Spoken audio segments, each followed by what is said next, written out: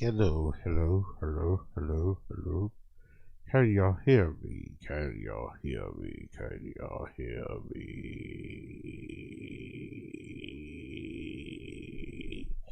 Hello, hello, hello, hello, hello, hello, hello, hello, hello. Mic check 1 2. Mic check 1 2. Mic check 1 2. Mic check 1 2. Mic check 1 2. Can y'all hear me? Can y'all hear me? Let's see if I can do anything on here. No, I can't. No different scenes. Okay, cool. Cool, man. Cool. It looks like we've got no camera for now. It looks like we've got no camera for now. No cam for now, but hopefully you can hear me. Can you guys hear me? Let me know in the stream chat if you can hear me. Let me know in the stream chat if you can hear me. Let me know in the stream chat if you can hear me. But it looks like there's no camera for now. No cam for now. But if you can hear me in the stream chat, could you please let me know? Could you please let me know if you can hear me in the stream chat? That'd be greatly appreciated. If you can hear me now, let me know in the stream chat if you can hear me. I actually need to change the chat to members only today. Today will be members only chat. Let's do members only. Because we need to get these memberships up for the end of the marathon, which is fast approaching. Members only. Boom, let's go. We got everybody in the stream chat. Can you hear me? Can you hear me in the stream chat? Can you hear me? Can you hear the sound? Can you hear the sound of my voice?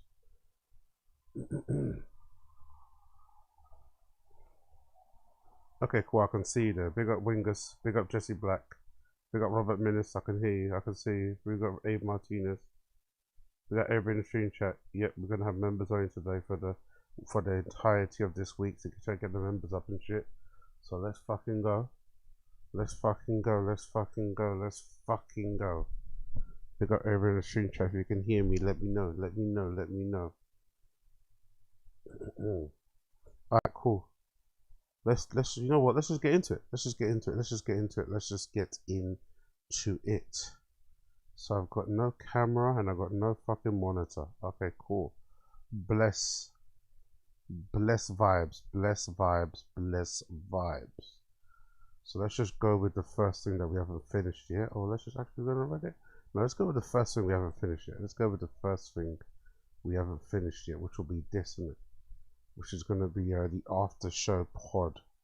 Or maybe we should do this now. Let's do a bit of Charlie Kirk. Let's do a bit of Charlie Kirk. I know most of you are bored of it and tired of it, but there's a couple updates on here. There's a couple updates on here regarding Charlie Kirk. So there's one. This video courtesy of Hog is really good.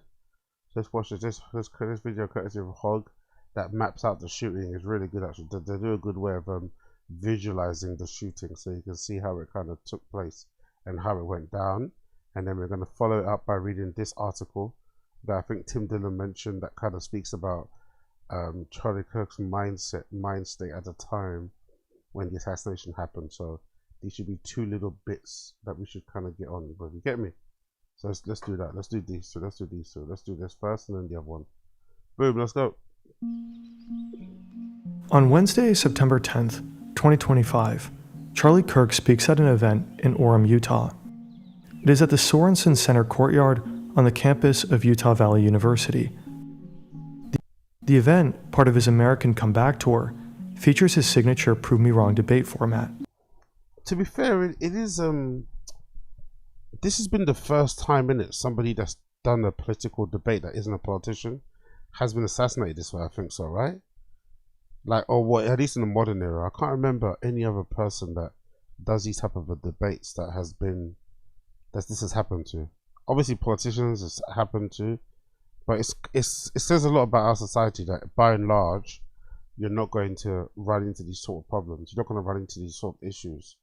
No one's going to go to this far. You know, you might get somebody throwing a milkshake on you, doing blah blah blah blah, blah, but very rarely are you going to get somebody doing what happened to Charlie Kirk. So maybe that speaks to our nature overall. It's just, this feels like a bit of an anomaly, isn't it? And I read somewhere as well that the suspect is being non-cooperative, isn't it? The suspect is not admitting he did it or anything. So I wonder how they're going to go about doing that. But yeah, let's continue. Kirk is positioned at a table beneath a large tent. Students come up and have a chance to ask him a question and debate with him. Approximately 20 minutes into his presentation, an audience member identified as a student questions him about mass shootings. Do you know how many transgender Americans have been mass shooters over the last 10 years? Too many. That's such a cunty. Like, to be fair, at least he went out on his principles. Does that make sense? Does that make sense? At least he went out on his principles. You know, he went out standing for what he believed in, no matter how idiotic, rude, you know, discriminatory and inflammatory most of those things can be. I guess one of the best things to come from it is that he went out on his, not was it on his shield, but he died talking about the things that he was passionate about, you know, and standing up for them. But God almighty, man, the poetic nature of it all is just crazy, isn't it? Talking about mass shooting and then some person snipes you from 150 yards away. Like, fuck. Okay, now 5 is a lot, right? I'm gonna give you some credit. Do you know how many mass shooters there have been in America over the last 10 years? Boom. Kirk asks a question, but then it gets interrupted. Counting or not counting gang violence? Great. Oh my God. Go, run. You know, it's wild too. Maybe it's just me, but the sound of a sniper rifle is like, even though I feel like it inflicts a lot of damage, the sound of a sniper rifle is very soft. If that makes any sense. It doesn't. Maybe it's just my head or watching too many fucking movies and shit. But like the sniper rifle is a very soft sound compared to like a handgun, a machine gun, or whatever, even an AK. Do you know what I mean? It's a very soft sound, but it inflicts so much damage because I don't think they've done the autopsy yet, but I think somebody suggested that it could have maybe ruptured his spine as well. So even if he would have survived, he would have probably ended up being paraplegic or something. When Charlie is 18 years old, he speaks at a college. He just seems like any other young American conservative. But at that college, he catches someone's eye. Will Montgomery sees that Charlie gets attention. While other conservative speakers are boring, young people listen to Charlie Kirk. A month later, in September 2012, he and the 18-year-old launched Turning Point USA. Everyone needs a strong benefactor. Everyone needs a strong patron in the back. A strong benefactor, a strong patron that can help you, support you, give you the money that you need to continue doing what you want to do. Everyone needs that. What Turning Point USA stands for, what we're trying to do is we're going into the high schools and the colleges to challenge these textbooks that publish flat out falsehoods and fallacies. It's a nonprofit organization established to promote conservative values, specifically among young Americans through high school and college campuses. I'm only 19 years old. I'm fighting this fight every single day. I get to go to college campuses, high schools. I debate professors. I debate socialists. Politics is weird, isn't it, right? Politics is weird because he's 19 getting into it. But the truth of the matter is, it was unlikely he was going to be president anytime soon, right? Even run for presidency. Such a strange thing, politics. Like, you get encouraged to start young, but then you don't really have a position of any type of merit or position of any type of power, any type of influence, really until you're late, 40s, 50s maybe? It's kind of fucked up how that happens. I wish they could kind of lower the ages as well, so not everybody that's involved is fucking like 175 or something. But, you know, I guess it is what it is. It's not an immediate success, but Turning Point steadily grows into something larger than Charlie. We'll probably recruit 4,000 to 5,000 new students, collect their data. It's a high energy conference for us. It's a way to reward our best members that have been. They organize speeches with ever bigger conservative American thinkers. The young Charlie Kirk quickly becomes a fixture of the American political conservative landscape. I started an organization, Turning Point USA, 2.5 years ago, around two key values: free markets and limited government. In 2016, he speaks at the Republican National God damn, bro. God damn. Convention. When Trump secures the Republican nomination, he and Turning Point embrace the MAGA movement. Charlie Kirk gets a direct line to the president. At the same time, he begins using modern media outlets as a way to spread his political message. But they're also a means for generating content that gets attention. He gets millions of views,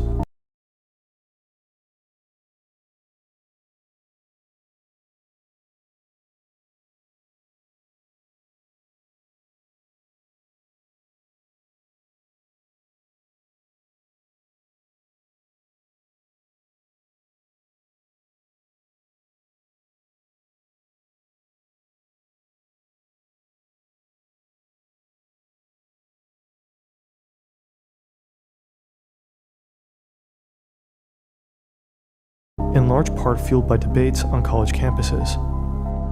In 2018 comes Campus Clash, a college tour with Candace Owens. In 2024, the You're Being Brainwashed tour, a college tour with former presidential candidate Vivek Ramaswamy. On September 10th, 2025, Kirk initiates the American Comeback Tour, a series of events for college students across the United States. The format includes his classic Prove Me Wrong table sessions, where he invites attendees to debate his political and cultural viewpoints in a public setting. The event at Utah Valley University is designated as the first stop on this tour.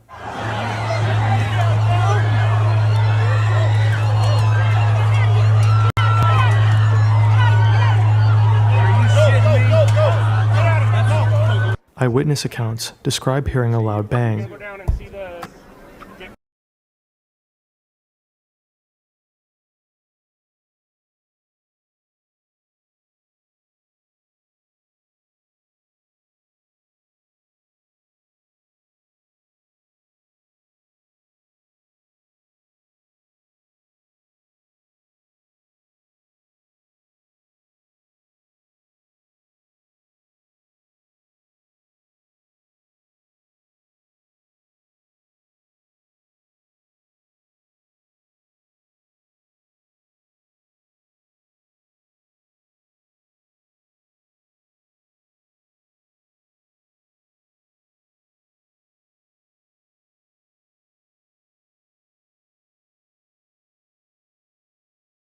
Closer, are they like restricting you guys up here or what? Nah, it's too crowded. It's just there's just so much. Before we had a flag and we had it so it was positioned above the tent so it would be in the camera. They made us move. What was that? Oh my God! He just got shot!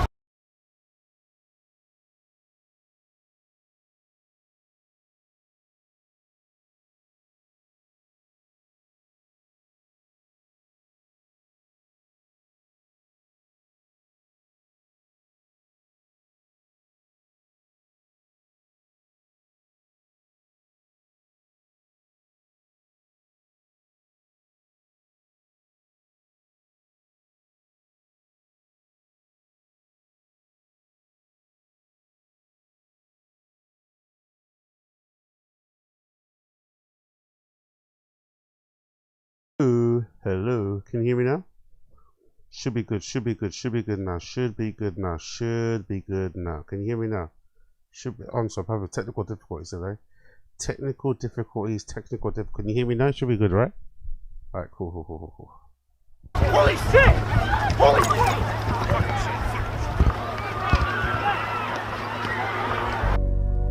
shit! Immediately following the sound, Charlie Kirk's head jerks backwards. A significant volume of blood gushes from his neck. Jesus Christ. Although an autopsy is yet to be released, speculations state he is hit partially in his jugular and spine. Damn. I wonder, because of this is going to be a common thing to say, right? Easy thing. But because of the surface area, I would assume getting shot in the neck is harder than getting shot. No, to shoot someone in the neck from that distance must be harder than shooting them in the head, no? I'm assuming so. I'm assuming trying to shoot somebody from distance in the neck will be harder than the head. Or maybe he wasn't aiming for the neck in the first place, but it seems kind of poetic that he'd aim for his neck as he was speaking. Phone footage shows that audience members react to the noise instinctively, collectively looking to the right and then crouching down. People scatter in multiple directions. Holy shit. Holy shit. Imagine how traumatized the people that were there are going to be, man. They're going to be so fucking traumatized after seeing that. 1 minute, this guy's debating you loudly, right? He's debating everybody there. Next minute, he gets fucking murked. Whoa. His security personnel and Big up K-Sod Moses. We're trying our best out here. Big up K-Sod Moses. We're trying our best. multiple police officers cover him and try to bring him away to surrounding vehicles as soon as possible.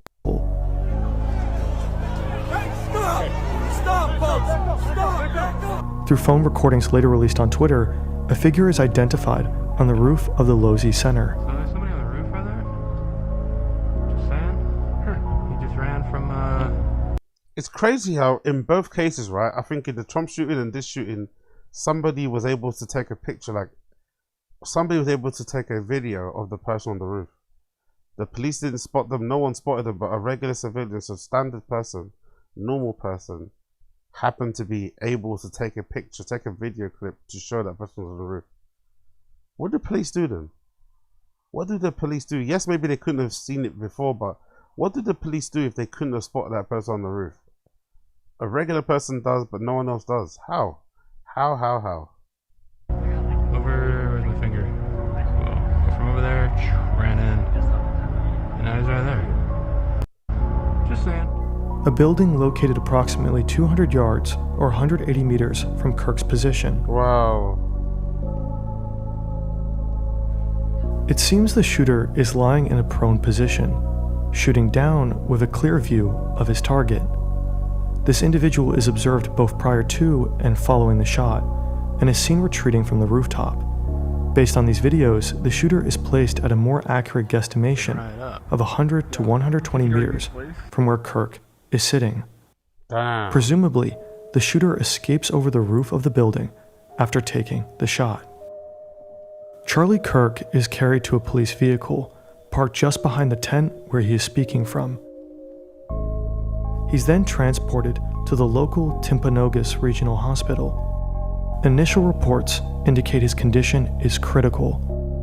Oh, duh. Utah Valley University spokeswoman Ellen Trainor states that a suspect is in custody, and it's not a student. Dare you! How dare you! How dare you! How dare you! The girl in the background crying and screaming, relax, relax. Re-fucking-lax.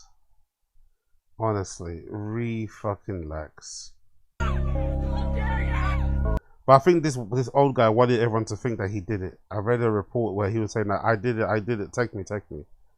So for some reason, this old guy hates Charlie Kirk so much, he was willing to take credit for his assassination. Fucking hilarious. Political figures begin to issue statements. President Donald Trump posts on Truth Social, calling for prayers for Charlie Kirk. Vice President J.D. Vance also expresses calls for prayer. Utah Governor Spencer Cox condemns the violence, as does California Governor Gavin Newsom and many other prominent political figures. At 2:26 MDT, FBI Director Kash Patel also announces on social media that a suspect in the shooting is in custody. Now, we have a person of interest in custody. But only a couple of hours later, all statements are retracted. Cox clarifies that George Zinn, the individual initially detained, is not the assassin, but has been charged with obstruction of justice. A second. So he was running cover for the shooter even though he doesn't know him. Fuck, you know, he's thinking on his feet there, wasn't he? Suspect is also arrested, but later released. As of right now, the authorities state their investigation continues. At around 2:40 MDT, Charlie Kirk's death is finally confirmed. President Donald Trump announces it on Truth Social. He is survived by his wife, daughter, and son. To my great fellow Americans, I am filled with grief and anger at the heinous assassination. Someone was saying, what do you guys think in the stream chat? Someone was saying that this video was AI. That his video wasn't legit or something. I read someone saying that. I don't know who, but maybe I think they mentioned the hands or something. Something about the hands. Or his hands were moving. That this could be an AI video. It wasn't legit. Of Charlie Kirk on a college campus in Utah. The cause of death is confirmed as a gunshot wound to the neck. No further suspects have been taken into custody as of September 11th at the time of this upload. President Trump orders all American flags to be lowered to half-staff across the country until Sunday evening as a mark of respect. We are reminded again of how real the present danger of political shootings is in the United States. It's a tragic day for our nation. And I want to be very clear that this is a political assassination. For us, on the outside, looking in from Europe, it's a brutal reminder of how politically heated things are in the country across the ocean. This video wasn't a walk in the park. It took us. So yeah, big up Hog. Pretty crazy, man. Everything transpired pretty fucking crazy. But I think the last update that I saw, and I recommend everyone check that out as well, is that he is not being cooperative. Let's see what's the latest details. What's the latest details about this whole Tyler Robinson guy who's currently in custody for the assassination of Monsieur Kirk. It says Tyler Robinson, 22, from Washington, is due to appear in court on Tuesday. Robinson is being held without bail on suspicion of aggravated murder. According to Utah Republican Governor Spencer James Cox, he was in a relationship with his roommate, who was in the process of transitioning. Jesus Christ, Tyler. So I guess that might be the reason why he murdered Charlie Kirk in the first place, right? Maybe this roommate who's transitioning is most likely going to be left-leaning, and they had a bit of an influence on him. Maybe showed him the light, maybe showed him the way, maybe opened his eyes and made it clear that that Charlie Cox wasn't a fan of him or something. The roommate was a romantic partner. We can confirm that the roommate is a boyfriend who is transitioning from male to female. He added that the roommate has been incredibly cooperative and had no idea that this shooting was happening, but that Robinson was not brutal, bro. Brutal. But I do love, right, how the FBI and the police are taking so much credit for this guy's arrest when it was his dad. That obviously the FBI can take some credit for this because they're the ones that decided to publish the picture, which then led people to calling in, right? But still, it was his dad. That's the one that fobbed him in. His dad and his minister are the one that snitched on him. They're the ones that told him to fucking hand himself into the police. The police didn't really do anything. They didn't have a suspect. They were running around chasing their tail, arresting older men, arresting a guy with a fucking airsoft rifle. So I don't know what it is about American policemen, but they're so bizarre. Like they love to fucking plead for sympathy and empathy and understanding because their job is so hard. But then on the other side of things, they take credit for stuff that they didn't do. Like, why are you taking it? It's like the Luigi Mangione. Remember Luigi Mangione when he got arrested?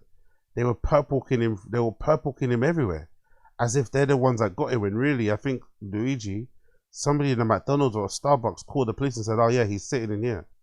They had no idea where he was, but then they're purple-king him. They took in his mugshots. Kash Patel's talking about we got him on a press conference. Talking about I'm gonna meet you in Valhalla. Like, fuck off, man. You didn't do nothing.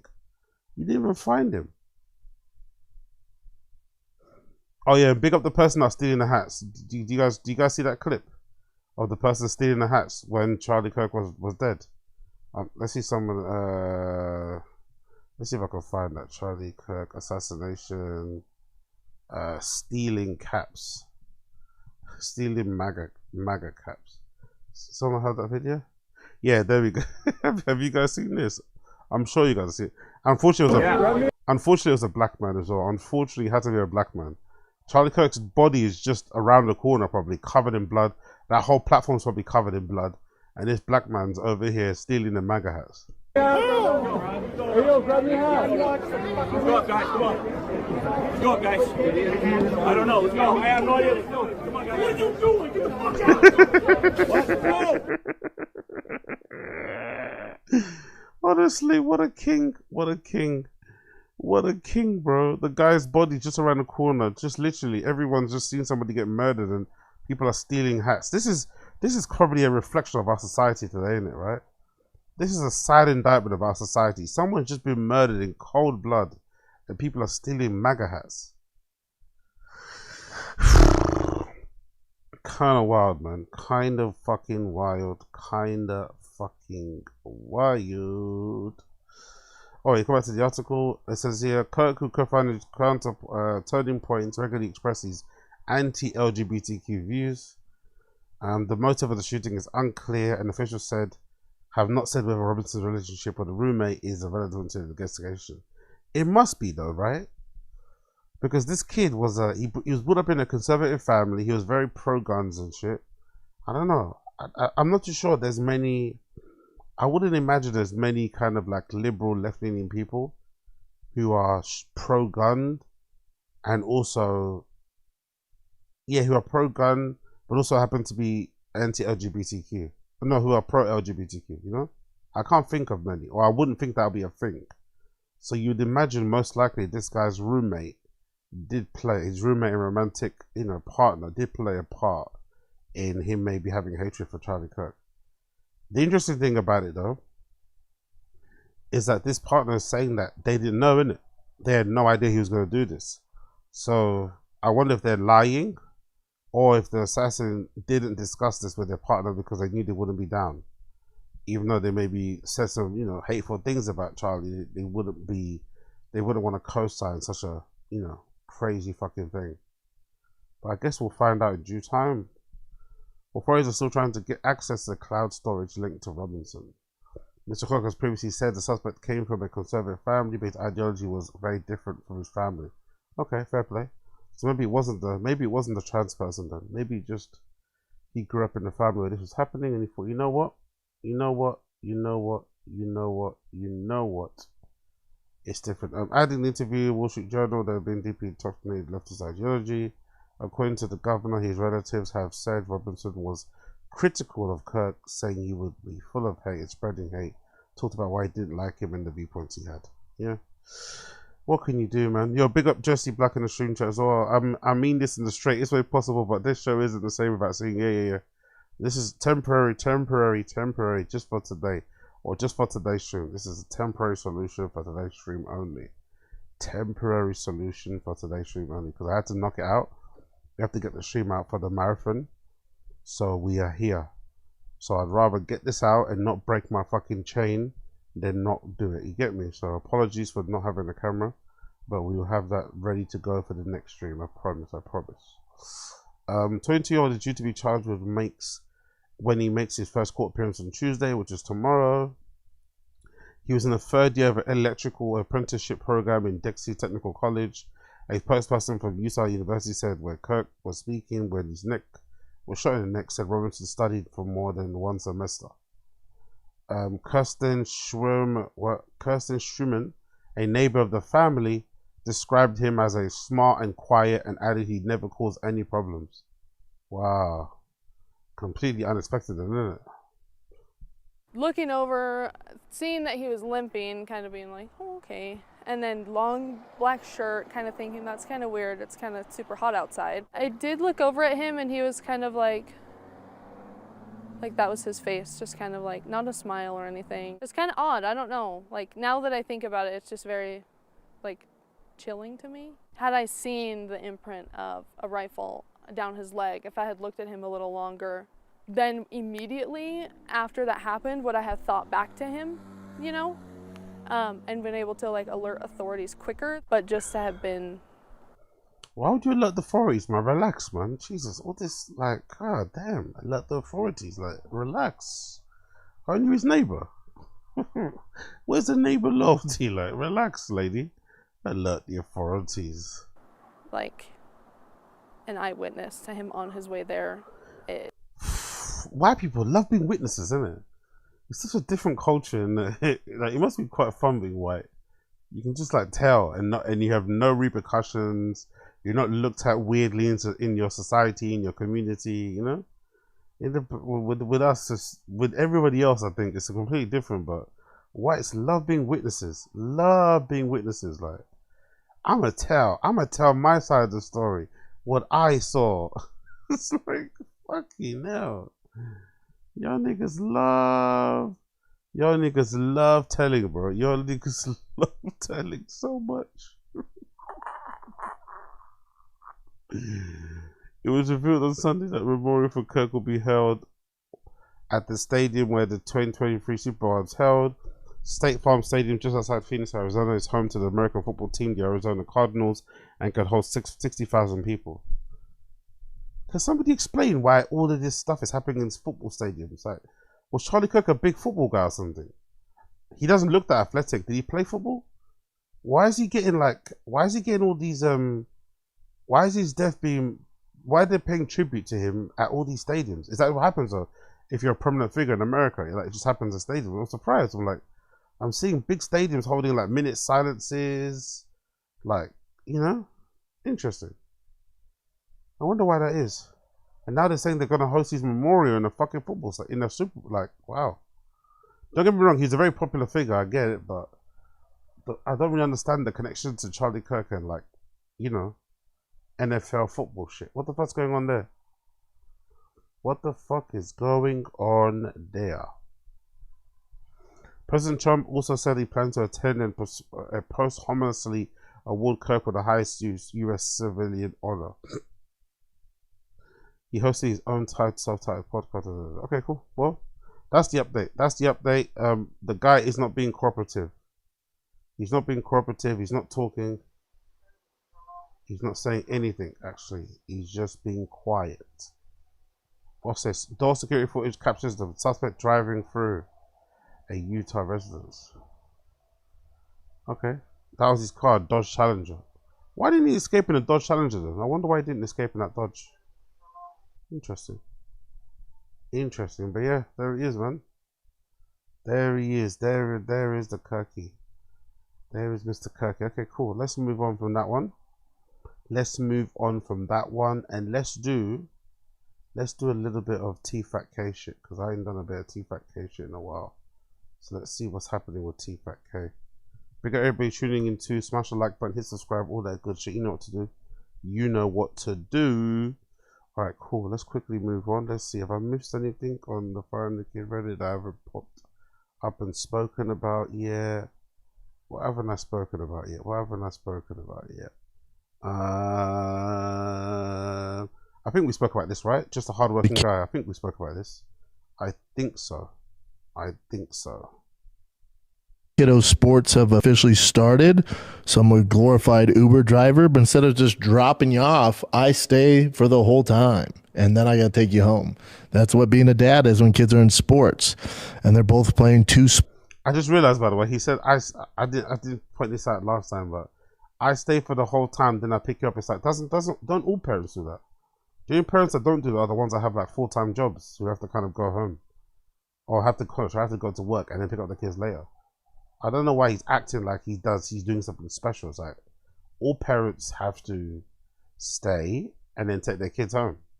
You know, that's why a lot of kids who end up, or just in general, right? A lot of kids who ending up becoming professional, when they do become pro and they win a major trophy and shit, when they're thanking their parents, sometimes they'll mention that specifically. They'll be like, all the time you used to take me to training, and you know what I mean? Because it's, you know, yes, it's your kid, but it can be boring after a while. So I think all parents do this, to be fair. I don't know why he's giving. To be fair, it's actually easier for him to do it because he kind of works for himself. He doesn't have like a regular 9 to 5. I think it's way more impressive when parents that have a 9 to 5 and they use all their vacation time to hang out with their kid. Vacation time to take their kid to particular tournaments, take their kids on particular trips. Like that's real big fucking beast of a dad parent shit, you know? If you're using your very small amount of vacation days to be there for your kids as they play the sport that they love, so you can show support for them. That's fucking cool. I love that. But Brendan, he doesn't, you know what I mean? He doesn't deserve a pat on the back for doing the bare minimum, bro. Come on. You basically work for yourself so you can do this anyway. That's the whole point of it, of working for yourself. So you can have the ability to kind of, you know, hang out with your kids, take them to school whenever the fuck you want. So you don't get to win super dad points for that personally. Sports. I'm not gonna lie to you, it's a lot. I love it though. I freaking love it. So they finally started the football and baseball games. Boys are playing well. On Saturday. I love how he's updating the fans like they care. Boys are playing well. I'd imagine most people with kids, or most friends that have kids, I would imagine most adults who have kids are very, I would imagine so anyway, you're very careful about who you talk to about your kids. Because some people just don't give a fuck. Rightfully so, because it's not their fucking children. And I love how he's updating his listeners as if like everybody is waiting on tender hooks. They're on the edge of their seats. Really, really just anticipating the next update in the chronicles of Boston and Tiger Show's professional fucking football career stuff. It's like, come on, man. Come on. Hey, they both had football games. And then I had to leave at the end of Tigers game because I was doing the fight companion with Mr. Joseph Rogan. He nearly forgot where he was a couple of days ago. Love it. Gordon Ryan and Mr. Brian the Kid Callen. And that was 4 hours. I think it was 4+ hours. We started at 2. I think we got done around 6-ish, 6:30. And then Boston had a game at 9. Had to be at the field at 7:45. We got there early. So I was just on my feet from like, I don't know, from like 5. And then when you're doing the companion, you know, you got to pay attention, you got to be on, but you're with your boy. It's a good time, but you just got to be on, you know. When I got home, I was so drained. I literally just sat on the couch. I didn't talk much to anybody, and I just passed out. Welcome to working, mate. Welcome to actually working. The first time he's actually being required to do more than just do stand-up and podcast. Look at him. Look at him. I passed out. I was done. It was like, brothers, there's probably people out there doing 10 times more in their day. They don't really have a pod or a microphone to complain about it to people with and stuff, but they're just getting on with it. They're just fucking getting on with it. Here's this guy. I passed out. I was so tired. Please acknowledge me. Acknowledge my hard work. It's like, bruh, that's regular parent stuff, isn't it? You're doing what a good parent should do. You're being present and attentive there with your kids. Like, I don't know. It's a strange thing to kind of like weirdly humble brag about, to be honest. About 8 o'clock, your boy was out. I was just mentally, emotionally, physically exhausted. It was a great day. Boy, was just, I don't know, man. Yeah, I guess he's saying, big up Jesse back. I guess he's saying he left the game early, but he was still on his feet. So because it didn't matter that he left the game early, but because he was on his feet the whole day watching the game, then going and hanging out with Rogan and being attentive on that pod, because on Rogan it's not like the Fight and the Kid. On the Fight and the Kid, he can get on his phone, he can fuck around, he can kind of zone out and not listen to Brian and just like say what he wants to say. But on Rogan, he has to be attentive, he has to be listening to people. You can't interrupt, you know. So it probably does make him more tired because he's not used to it. He's used to just like railroading conversations, you know, just jumping in, butting in, saying what he wants. But on Rogan, you have to actually listen. You have to actually wait for the person to finish talking before you can talk. So that probably is somewhat a little bit taxing on him because he's still not used to it. You get me? Well, if it's a nap, then that's actual nap, right? That would be a 10-hour nap, Jim. I did not wake up till the next morning at 4 a.m. Wow. It still makes me laugh that Chin went from working in an amazing studio, right, in the Tfatk Boy Studios in LA, to working on a kitchen, like a foldable plastic table that he has to, if I'm not mistaken, flip around. So when they're recording Fire and the Kid at this end, he probably has to sit on that side. Then when Shulb Show's on, he sits on that side. So every day, Chin is like flipping between either side of the table. To go from Tfatk Boy to this is fucking brutal. He's got his little fan here to keep him cool. But yeah, I think it's hilarious how things have kind of panned out for them. Now they're on the fucking, you know, here they are on this fucking little balcony thing, when before they had the massive multi-room fucking studio that was probably a little bit too big for what they needed anyway, but still, the fall off is absolutely diabolical. Nap, then that's actual nap, right? That would be a 10-hour nap, Jim. I did not wake up till the next morning at 4 a.m. Wow. I was just drained. It was weird. I was drained, and I didn't eat. Weird. You worked hard. That's it. The first time you've actually worked hard legitimately. That's why you were drained, my friend. Waking up, taking your kids to fucking practice or whatever games is going to be difficult and hard because you have to wake up early, drive there, stand around, then leaving to go to Rogan's to record, and then being there probably for the 6 hours or something. It's not surprising he was drained, but it's just funny. This is the first time he's actually has to work hard, and he just can't handle it. One day he's like sleeping for 7 hours already. People do this every day. Some people do this every fucking day. The whole day I'm fasting, but then I'll usually fast to like 5 when I do it. But then since I was doing the companion, there was no food. Again, fast, like, you want bonus points for fasting, for being on a diet. Congratulations, bro. It's probably easier too because you're in Ozempic, so your cravings get curbed anyway, naturally, or not naturally, but you know, via fucking Ozempic. He's acting as if he's fasting raw dog. You're not, mate. Your fasting would help. So I just powered through it. So I think maybe that had some, I don't know. Your boy's drained. Oh, it's just funny, man. It's just funny. A part of me doesn't like to take the piss out of him when it comes to his kids because, you know, at least he's being present. But I just find it funny how he's only present in these kids' life because he quit stand-up. And he only quit stand-up because he couldn't sell tickets. So this whole, like, beast of a dad, super dad thing he has going on, it's such a fallacy because he's only there because if he sold tickets, he wouldn't be a beast of a dad. He'd be on the road doing whatever. But because of the comedy thing didn't work out, he quit. He didn't even try and fight for it or try and like, you know, whatever. He just quit because it wasn't working out. It wasn't making the money he needed. He probably didn't enjoy traveling to all these different places and playing in front of 10 people. But then because of that, he gets time to spend with his family. And now he's realizing in the recent years that, oh shit, my family's kind of fun, you know. It's like, bro, you don't get points for realizing your family's fun now that you don't have anything else to do. You should have realized that from the beginning. You know what I mean? They're your fucking family, but hey. At least he got there, innit? At least he got there, I guess. At least he got there. What's this? We got this picture. I like to get a bunch of men together, the hardest of the hard. That's hilarious. That's actually, to be fair, that's impressive. Maybe this is my inner Rogan fucking fanboy coming out. But I wouldn't mock this. I wouldn't mock this. I think this is impressive. Rogan's what? Rogan's 60? Probably about 60 years old. I can't do that, you know? And I'm like fucking half his age, you get me? So, if Rogan can do this at his age, I think that's quite impressive. Not gonna lie. That's really fucking impressive. That shows how agile, how flexible he is. But I'm also all but certain that Rogan's into some fucking freaky shit in the bedroom. If he can do this in his spare time, Rogan's into some freaky deaky shit in the bedroom, you know? He's out here hanging from like banisters and shit, you get me? Hanging through some banisters. He's into some dodgy shit.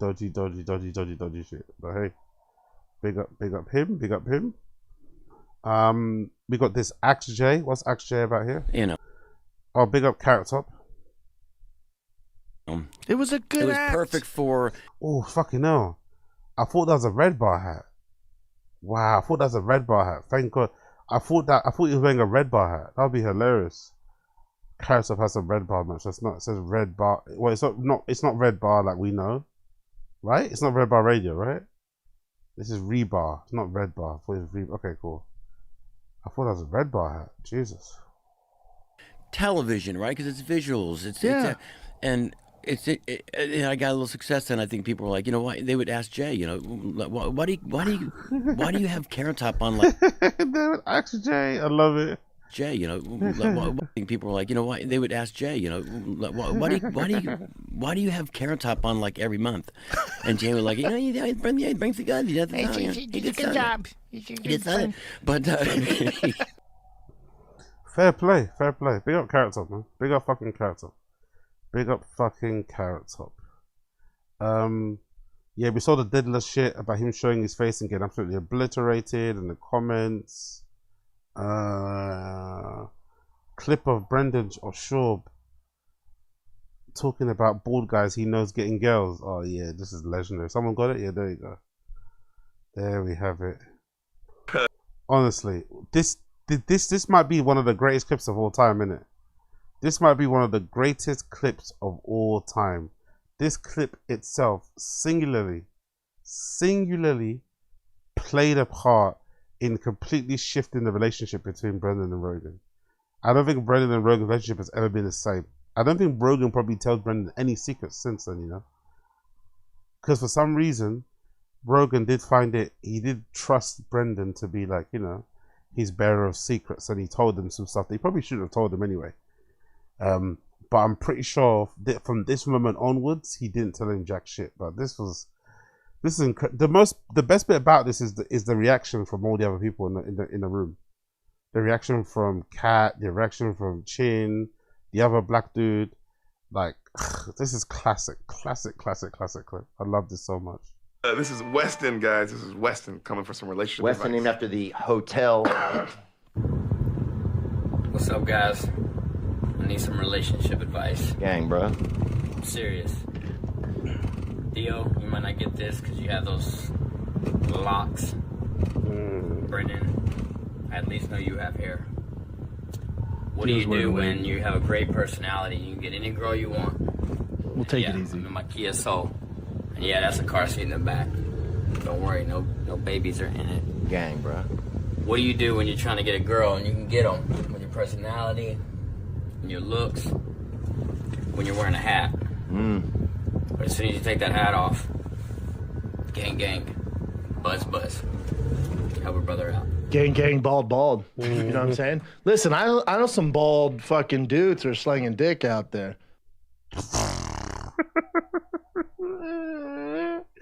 He should have stopped right there. He should have stopped right there. He should have stopped right there. He should have stopped right there. That would have been fine. But the naming of the names, honestly, Brendan, the naming of the names, because even if you would have stopped here, everyone would have understood what he meant anyway, right? If he would have stopped right there, people would have definitely figured out who he was referring to. But at least he wouldn't have named names. But the naming of the names was just, oh, such a bad idea. Oh my God. Look at Dana White, Rogan. That's it. Fucking no, look at his face. Look at his face. Chin is loving it though. Chin is loving Powerful bunch. Yo, big up, big up, big up, big up. Big up Young Old Vibes, appreciate. Thank you for becoming a member. Big up Young Old Vibes, appreciate ya. But yeah, look at his face. Look at his face. He knew Brendan fucked up. She knew Brendan fucked up. And he knew Brendan fucked up, but he's laughing. Chin is fucking loving it. Chin is loving it. God almighty. One of the best clips of all time, man. Has to be one of the best clips of all time. It's tough, man. No, there's also, definitely get a wig. Michael Jordan. Most black guys. Hold up. Black dudes don't count. That's true. a style for them. For white people, it is An affliction. Not good. It's not good. It's not good. Let's just be real. It's not good when you're bald. Yeah. So Bald is like our diabetes. Ooh, I feel that. You know what I'm saying though? Absolutely. It's like it's like something that's it's frowned upon. Milling around, and if it happens, it's like It's very frowned upon. It's just alarming. It's like always milling in the distance. I mean, he bought a wig. Oh, sorry. Yo, big up Case of Moses. Exactly. Imagine the reaction when Rogan's wife got this clip in the HOA group chat. God almighty, man. And also, just imagine, right? In my opinion, I think Rogan was out here like cheating perfectly. Most likely, because you don't really hear his name mentioned, right? I think you hear some rumblings here and there, but you don't really hear his name mentioned when it comes to being a bit of a ladies' man, being a bit of a fucking sniper. He kind of keeps it kind of stum, right? He kind of keeps it stum, so he probably moves in silence. He moves very correctly. He doesn't, he does this like, there's a way to do it when you're rich and famous. I think how you do it when you're rich and famous is to like treat your side chick like side chicks, You don't bring them in the house, meet them in hotels, all that sort of stuff, right? It's still bad, don't get me wrong, but at least have some respect for your family. I think Rogan does that. And, his friends also have the decency and the loyalty to not say anything and just keep their mouth fucking closed. But the moment he introduced Brendan into his inner circle, it blew everything up. It blew everything up. The moment he introduced Brendan into his inner circle, suddenly everyone knew about the shit he gets up to that was probably kept behind closed doors, kept very private. Even maybe other friends didn't know. You have to be a really select group of friends to know. But of course, trust Brendan to fucking yap.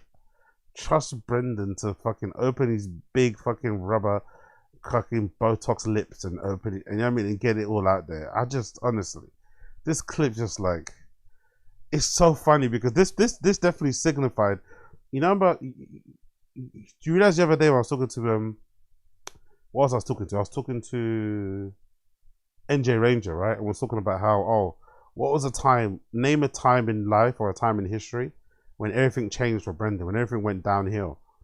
I think slightly you can pinpoint this moment right here. Might be the time when everything went to shit. 6 years ago.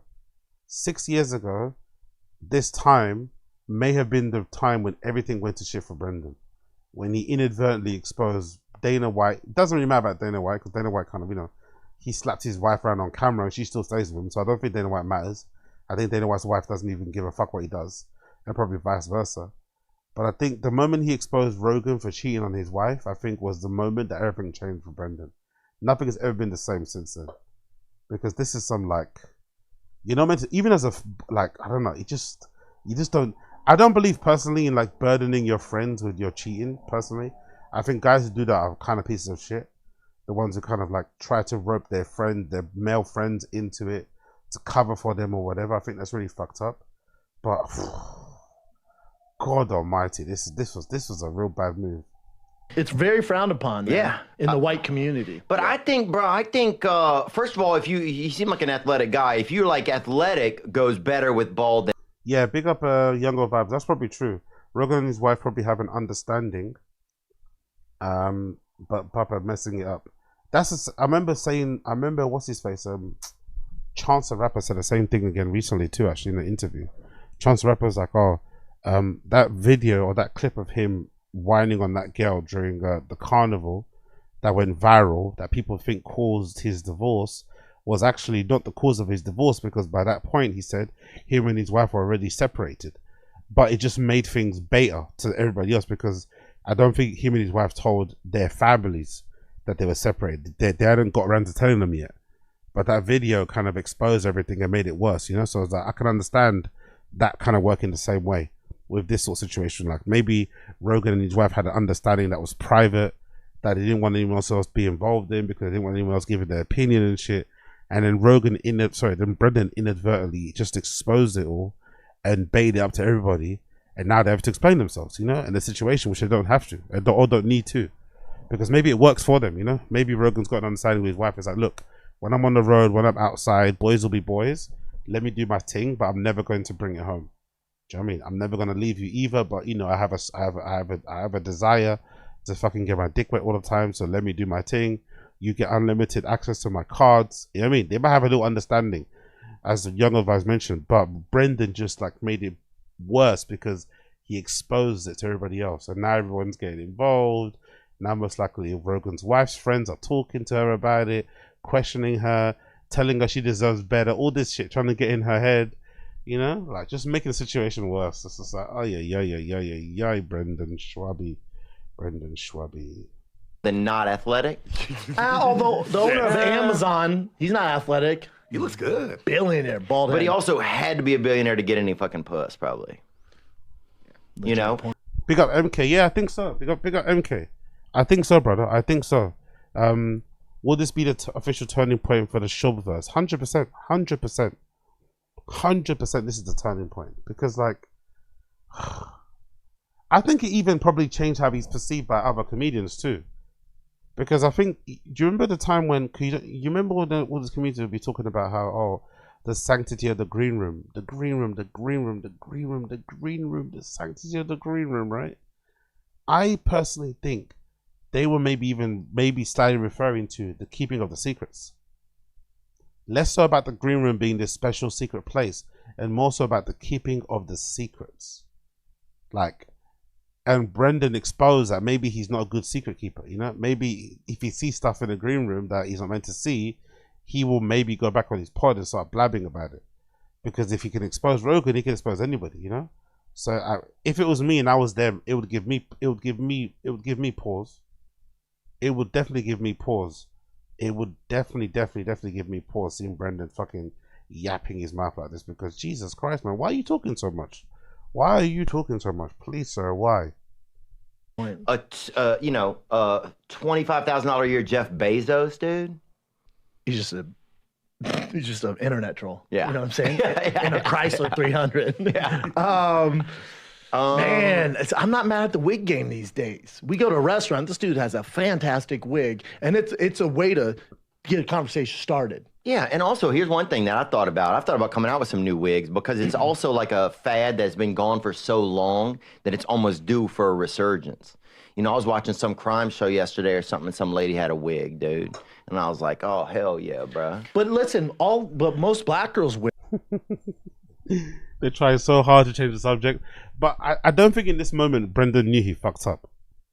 I don't think so. He doesn't really have the emotional intelligence and range. I don't know. I'm not really sure, but I love how they're trying really hard to kind of move on to the subject and make people forget about it. But it's like, bro, this is a video clip. It's going to go viral.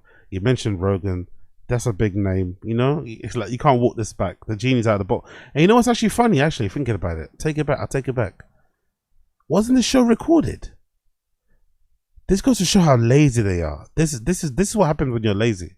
This show is recorded, right? No one watched it back. and just clip that bit out of the show.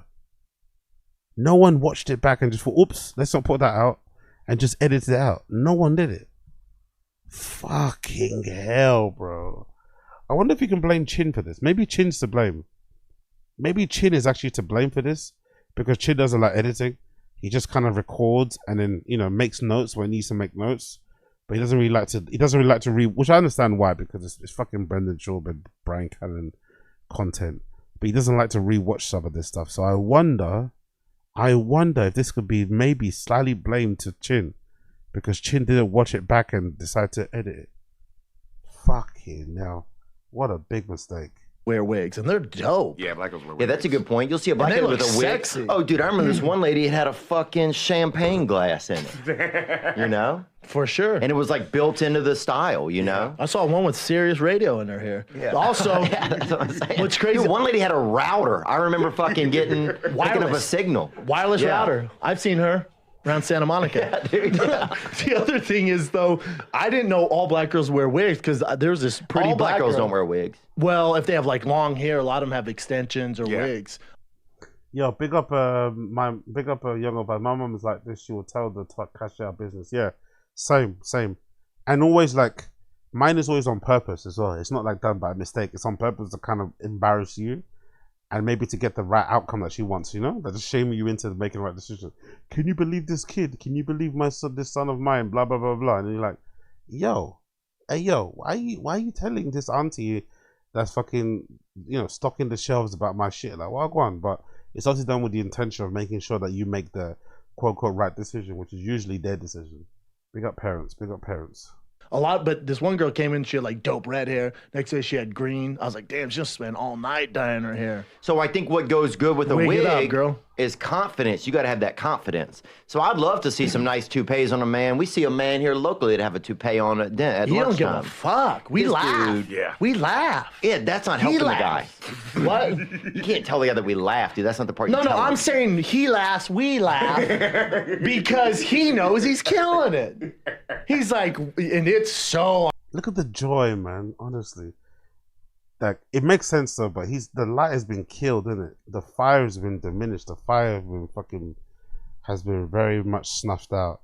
Look at how passionate he was. Look at how jovial he was. Laughing, smiling from his eyes, his cheeks, you know what I mean? He probably used to leave the studio with his face aching how much he was laughing with Theo. Genuine joy, on top of the world, doing stand-up, doing MMA commentary, traveling the world, traveling the country. Friends with Rogan, appearing on Rogan whenever he wants. He can probably text Rogan now. Whenever he wanted back then, he could probably get an appearance on Rogan. Super fucking easy. Performing at the Comedy Store. Playing all the big comedy clubs. Fucking now. Tfatk making so much money, he was buying fucking Ferraris and Porsches and shit. Life was so good. And then all it took was, you know, a couple mistakes. All it takes is a couple mistakes and boom, boom, boom. Shit comes tumbling down. And now that fire is gone, and it's almost like he's treating podcasting like a 9 to 5. He clocks in and clocks out, but the passion, the light in his eyes is completely gone. Obvious. He'll show up and that bitch is just, he'll be like, what's up, boys? What can I help you with? One day he had it put into a little shark fin at the top. And I love that because you could take on a dance floor and be that kind of shark on the dance floor. You know how people tip their hats? He tipped his toupee to us and went, how you doing, boys? And I was like, oh, there it is. But I'll say this, I think one thing is you can use it as a motivation tool to stay physically fit, because having no hair on your head but being physically fit, I think that kind of... By the way, this is very odd too. This is very scary. There's something untrustworthy about a man that has a beard but does have a mustache. I don't understand that look. Having that chin thing but having no mustache is odd. Because I think he does grow a lot of facial hair, but for some reason he only likes to have the little beard thing here but no mustache. I find that trim very odd. It's very Mormon, isn't it? Kind of. I guess it's not the whole chin shot, but no mustache but having a beard. Like, what's wrong with you, bro? What's wrong with you? Matches. That's kind of sexy. It's kind of sexy, right? Secondarily, you look like the UFC logo. Yeah, your head looks okay, bro. Dude, if I lose my hair, bro, I am never gonna work again, bro. Never. My head is totally flat on the top, yes, so it's gonna get real awkward in a couple years. You know, and You so look like a Lego piece. yeah, I'm gonna look like a fucking Lego, bro. I'm gonna Lego my You're ability to work on camera. Like So let go of your bank account. Yeah, bro. Now because they misquoted me. When I say misquoted me, I assume everyone knows.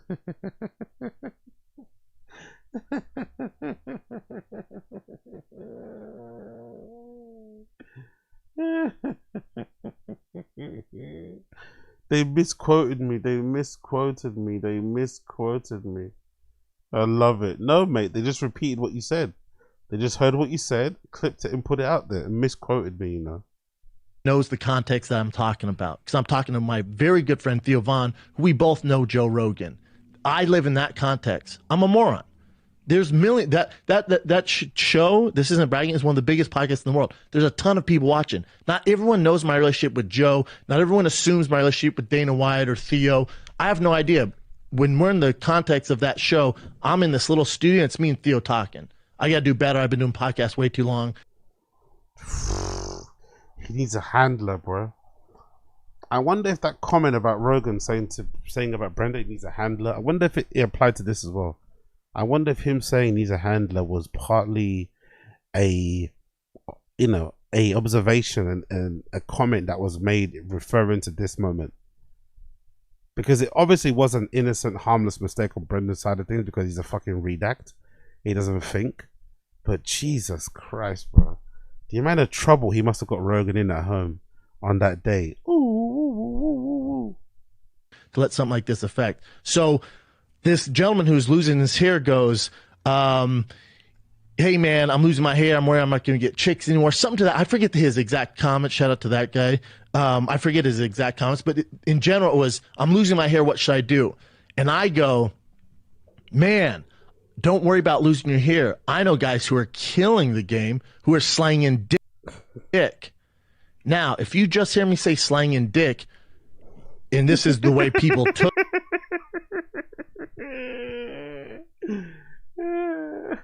He's trying so hard. I forgot how hard he was trying. Bless him, man. He was using every fucking synapse, every fucking bit of his brain. He was trying so hard to spin this in a way that would make it not sound like he was saying what he did say, you know? Obviously, if you heard me say slanging dick, I get what you thought it meant, but what I actually meant is, come on, bro. Yo, big up MK. Do you think Chin has never been professional before joining Papa's team? No, I don't think so. And I don't blame him either because I think, do you remember what BGL was saying? Big up BGL. BGL was commenting about how unprofessional and annoying and how, you know, what you call it, micromanagey Brendan is at times without knowing jack shit. I think with the way Brendan is and how he's just got energy, I think he kind of makes you not take care, you know, because he wants things just to be put out. He's not. I don't know. Brendan doesn't strike me as a person that has high quality control. You know, he just wants to have the stuff out, like as much slop as he can put out. You put out to make sure that advertisers are happy and his bank account is looking the way it look. You know, so I think maybe Chin came into it professional, but then he quickly soon realized that this guy doesn't really care much about the edit. As long as he kind of, you know, does the bare minimum, it's going to be okay. But it cost Brendan a lot because I think most podcasters, most producers will watch back the fucking recording, you know, just to make sure everything's fucking legit. And Chin did. If Chin would have watched it back, he would have spotted that and taken it out, but he didn't. And here we are. Look at which looking at the clip, I get how you take it that way. Slanging dick means fucking girls, sleeping with many women. That's not what I meant by it all. But I can get how you get to that conclusion when you just watch the clip. My context saying slanging dick, what I meant by that, and this is me correct it now. What I meant by, what else can you mean by I know bald guys slanging dick who are killing the game? What else can you mean by that? What else can you mean by bald guys slanging dick? Of course it's going to mean that they fuck a lot. And of course, you mentioned 2 married men. Again, Dana White doesn't really matter in this equation because we've seen Dana White slap his wife around. She hasn't left. We've seen Brendan allude to the fact that Dana White fucked Ronda Rousey. That's why they're Eskimo brothers and his wife didn't leave. So if that's the case, I don't think Dana White's wife cares too much. You know what I mean? She doesn't leave him when she doesn't leave him when Dana beats her, and she doesn't leave him when Dana's exposed as sleeping with Ronda Rousey, one of his fighters at the time. So I don't think that it would have harmed Dana's relationship or marriage at all. But Rogan, oof. Even if they had an agreement, which I agree with Young Old Vibes in that respect, I do agree that Rogan and his wife probably have some sort of arrangement where he kind of gets to do what he does, as long as he doesn't bring it home. But when you expose it to the public, it just makes it worse, you know? We can have an agreement in private, but soon it changes when everyone knows, you know? You don't want everyone to know. And Rogan kind of fucked up by telling Brendan anyway, you know? Because Brendan's not like a close friend. You met him, you know, in his adult age. I don't know. I just find it strange how people can trust people like that.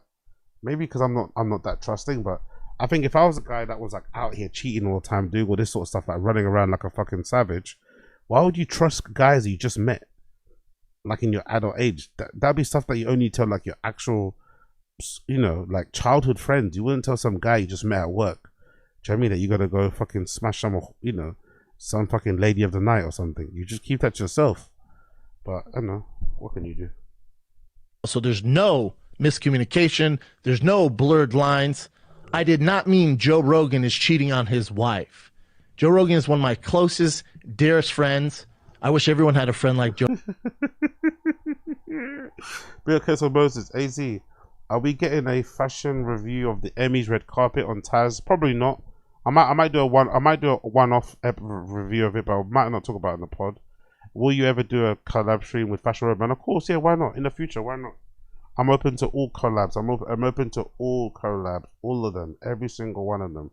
Now that I've got this M4 MacBook Air, I'm open to all of them. Today I'm having a bit of a tech issue with the camera, but I have to restart the computer, and I don't want to restart it, so it'll be sorted by the time I do my next stream. But yeah, I'm open to all collabs. I'm open to all of them now that I have this new M4 MacBook Air. Big up the community for the new M4 MacBook Air. Joe Rogan. I talk to him damn near every day. Even I would never, ever do anything. Look at his face. He knows he's guilty. Look at his face. He knows he's fucking guilty. He knows he's fucking guilty. He's even got the little politician thumb thing going on there. Look at that. He's even got the little politician thumb thing. You know politicians lying when they do that little thing with their thumb on their, you know, inside their finger thing. Oh, this guy, man. This fucking guy. Anything to bring any sort of harm his way or hate or attention, especially on his wife. His wife and my wife are friends. That is ridiculous. They're not friends. And that's on me. That's on me. I wonder if Brendan doing this actually changed his wife's relationship with Rogan's wife anyway. You know?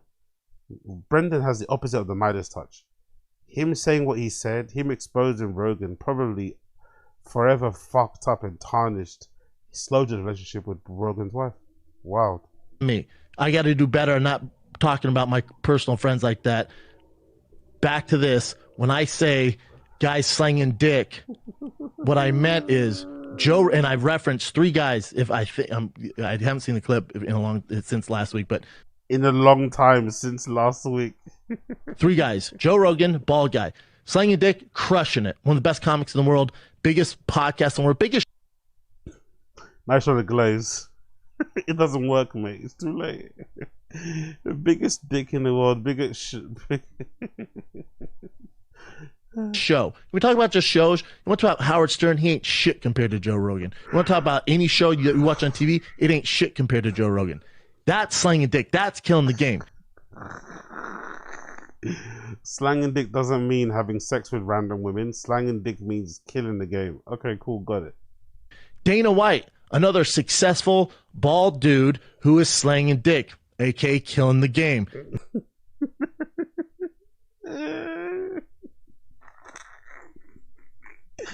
Slanging dick means killing the game. Slanging dick means killing the game. I love it. I fucking love it. It doesn't mean having loads of unprotected sex with loads of strange women that aren't your wife. Nope. It actually means killing it. Did you complete a 5K recently? Slanging dick. Did you recently get a promotion at work? Slanging dick. Did you recently get a new job? Slanging dick. Did you finally get that dream car of yours? Slanging dick. Did your kid get accepted to that prestigious college that they've been applying to? Slanging dick. Did your child make the fucking school play? Slanging dick. Did your kid get straight A's in the recent exam? Slanging dick. Did you finally get, I don't know, that new phone you've always wanted? Slanging dick. Slanging it doesn't mean what it means. It means something else. Okay, cool. Got it. Not meaning he is sleeping with many women. Slanging dick could be slanging dick to your wife. Could be just, in general. Yeah, because that's what we all do, right? We all brag to our friends about slanging dick to our wives, isn't it, right? That's what we do, right? That's what we do. We all brag to our friends about how much dick we're slanging to our wives, you know? When we meet up for drinks in the bar, we're like, hey, bro, you wouldn't believe, man. I folded up my wife like a fucking pretzel today. It's like, what? Kicking ass. That's on me. Slinging dick to 99.9% of the people outside my circle of friends means fucking other girls cheating on your wives. My bad. Say it one more time. That's slinging dick. That's killing the game.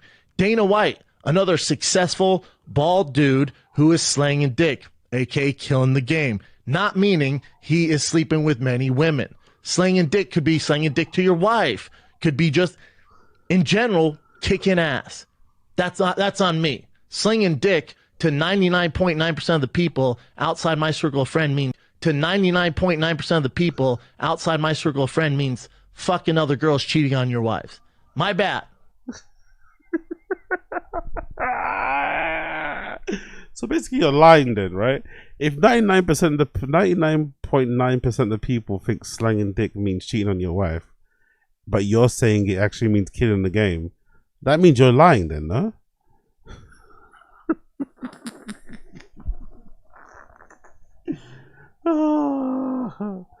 This I think is the reason why Rogan said he needs a handler. I think Rogan said he needs a handler because of this. Not because of the fucking mad comments he was making about the UFC. I think Rogan said Brendan needs a handler in part due to this drama. In part, I think so. Not what I meant. Not what I meant at all. And listen, Joe Rogan's a very close friend. Hold on, why is he getting angry? Why is he mean mugging the camera? My bad. Not what I meant. Why is he giving us a dirty look? The lack of accountability and the lack of fucking ownership, right? The lack of self-awareness. Why is he giving the viewing public, the people out there, a dirty look? Why is he mean mugging the crowd when he's the one that said the thing about Rogan in the first place? We didn't say it. He's the one that said what he said, and it got clipped and shared everywhere. Now he's pissed off at people clipping it. Maybe don't expose your friend for cheating then, isn't it? It's not that difficult to do, bro. Just mind your business. Not what I meant at all. And listen, Joe Rogan's a very close friend. Very, very close friend. Do you think I'm that stupid? Let's say he was, I would do it. I would announce it to the world like that to millions of people. Give me a little, I know I'm a dumbass. Give me a little more credit than that. I was trying to be funny. I fucked up. When it goes to Dana White, me and Dana haven't spoken years. I don't know him. I don't want to know him. We're not friends. I have no idea what he does in his off time. Wow. He admitted they're not friends with Rogan. Before, he always has to say they are friends. Now he's saying they're not friends. That was back then anyway. So what are they? Are they friends? Is everything cool? I wonder what the truth is. The truth is obviously that he wants to suck off Dana because Dana's making a lot of money now, and the UFC makes more money than it's ever made in its fucking history. And it looks like he's not going anywhere. So he kind of has to suck up to him, I guess. But yeah, funny, innit? Back then. And I didn't think about it too. Even if Dana's wife didn't care that he exposed or cheating, if you're Dana, you'd be pissed off too, because bro, I don't even know you. Why are you just putting out? Why are you trying to share business about what? Why are you trying to expose me when I don't even speak to you? You know? Why are you trying to get into or why are you trying to share some private shit that you don't know anything about, and you're trying to share it? We're not even cool like that. Like, stop talking about me. Yeah, I didn't even think about that, but Dana would definitely have his right to be pissed off at Brendan too, I think. He might live in Dubai with 7 wives for all I know. I have no idea what he's doing. Again, That goes back to my point of guys who are bald crushing it. All I see is him as far as a business crushing it. Sold for $1 billion, worth 400, doing his thing, jet setting, killing it. My other example was Jeff Bezos, who's one of the richest men in the world. Here's the problem with Jeff Bezos. When you say slanging dick with Jeff Bezos, he did just get a divorce. He cheated on his wife, so that.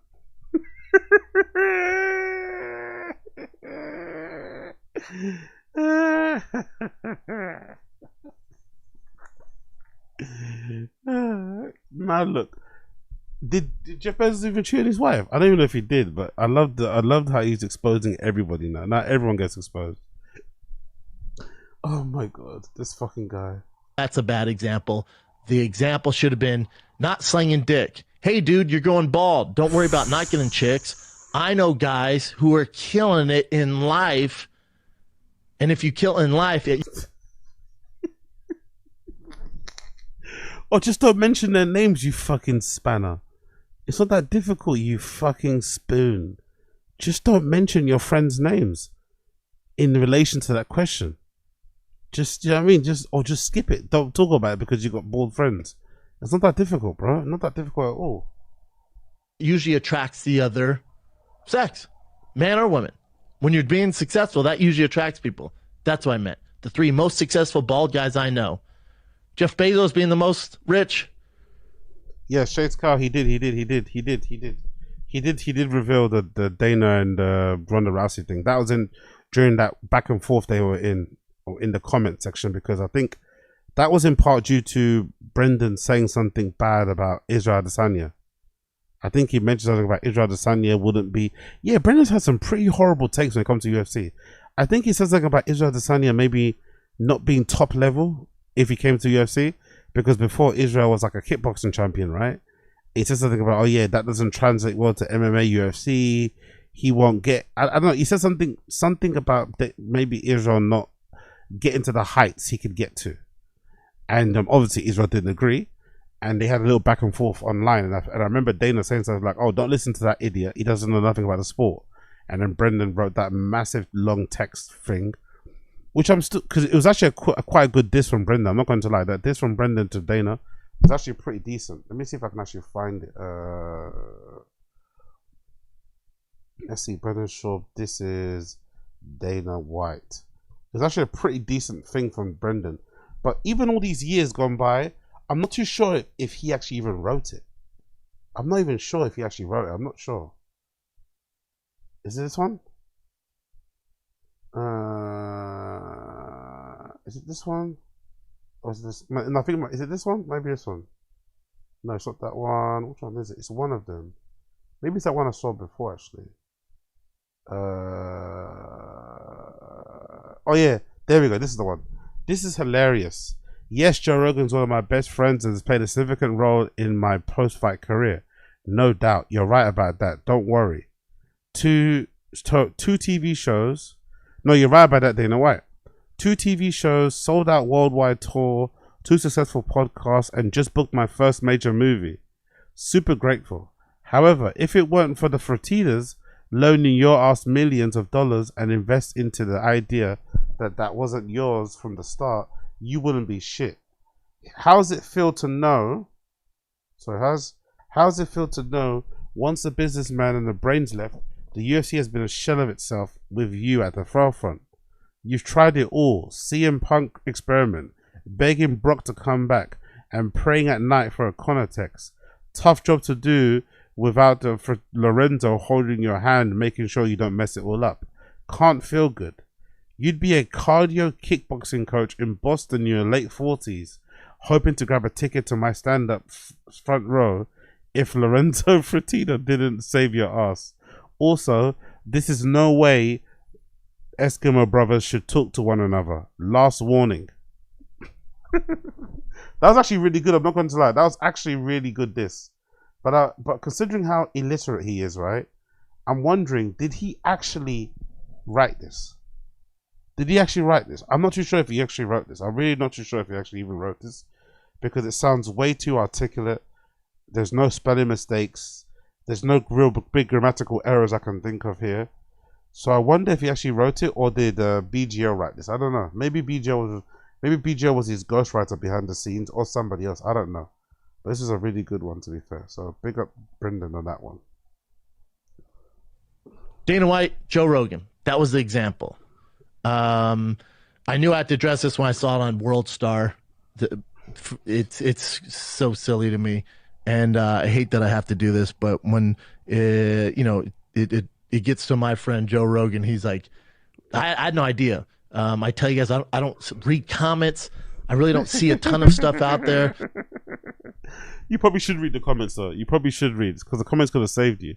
Maybe an early comment would have told you, you might want to edit that bit out. You see, that's why it's good to read comments, because the comment section may have saved you. They may have told you to edit it out before anyone saw it, and then you could have maybe saved yourself. You know, you never fucking know. I have people deal with a lot of stuff for me in regards to social media, YouTube. I've never seen a comment. I've never seen. I don't look at numbers. I don't look at any of that stuff. I have people that do that. Yeah, the whole team back then. Yeah, the whole team. Where's the team now? I look at news on there. So this got brought to my attention when it hit World Star, and my brother goes, "Dude, check this bullshit out." I'm like, "Oh my God." And then he gets to Rogan. Then we talk about it. I'm like, "Oh, this is ridiculous. That's not what I meant at all." I'm a dumbass. I see a lot of stupid things. You can say that again. You can say that again. Okay, moving on. Let's see here. Papa and his random fans. Say, when you do enough podcasts, and you've been doing it as long as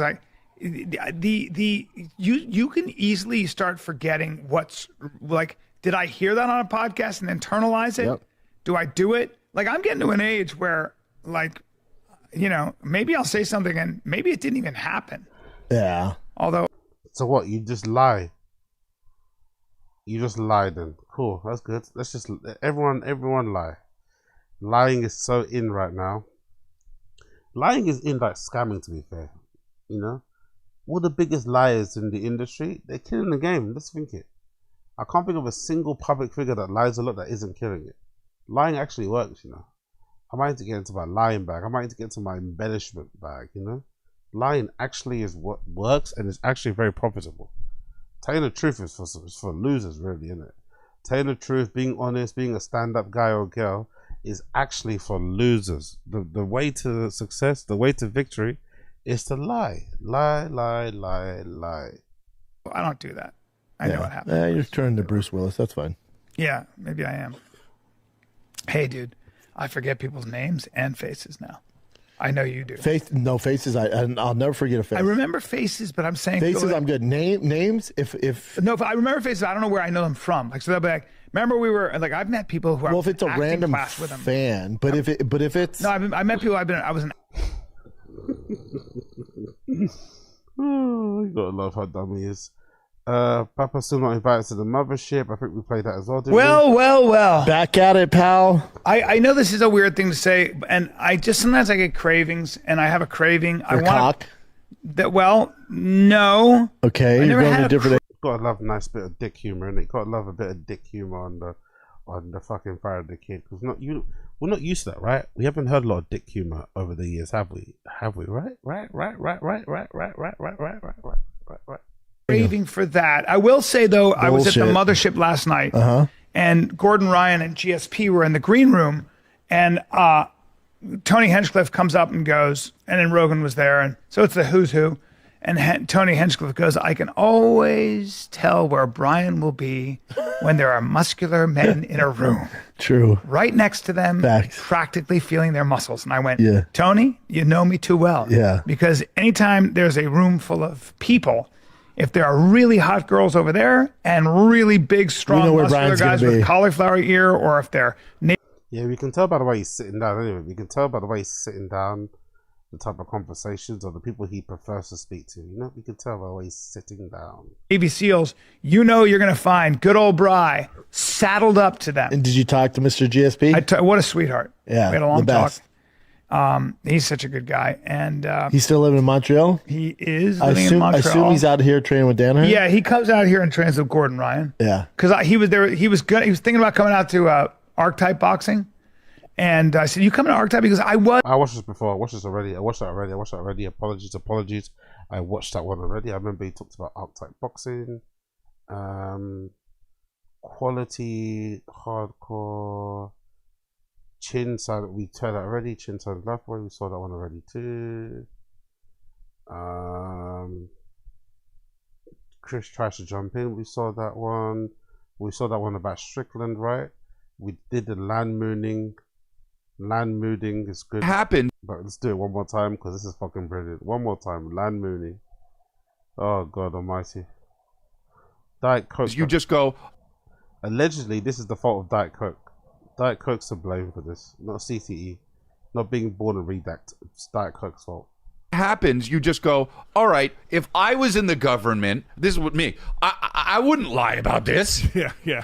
I would want people to be healthy. That's what you want to think. That's what you want to think. And then you also believe in the land mooning. The what? The land mooning. The land mooning. The mooning. Moon landing. The landing on the moon. Jesus Christ! All this Diet Coke's fucking up my brain. Land mooning.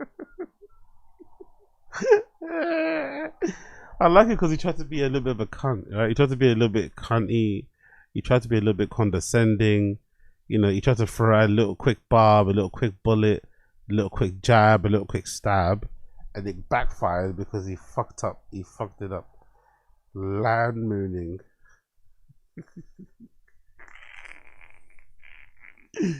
Happens, you just go, all right, if I was in the government, this is what me. I wouldn't lie about this. Yeah. I would want people to be healthy. That's what you want to think. That's what you want to think. And then you also believe in the land mooning. The what? The land mooning. The land mooning. The mooning. Moon landing. The landing on the moon. Jesus Christ! All this Diet Coke's fucking up my brain. Land mooning. That's too much. Moon landing. That's that You're like Pepsi Foghorn, and Foghorn that, Leghorn. Land moon and land. Moon.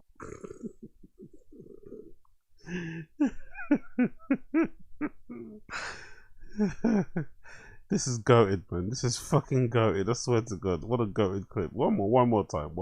Fuck it. Happens, you just go, all right, if I was in the government, this is what me.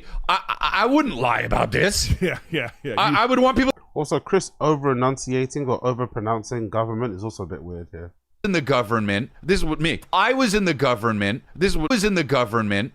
I was in the government. This is what me. I wouldn't lie about this. Yeah. I would want people to be healthy. That's what you want to think. That's what you want to think. And then you also believe in the land mooning. The what? The land mooning. The land mooning. The mooning. Moon landing. The landing on the moon. Jesus Christ! All this Diet Coke's fucking up my brain. Land mooning. That's too much. Moon landing. That's that You're like Pepsi Foghorn, and Foghorn that. Leghorn. Land moon and land.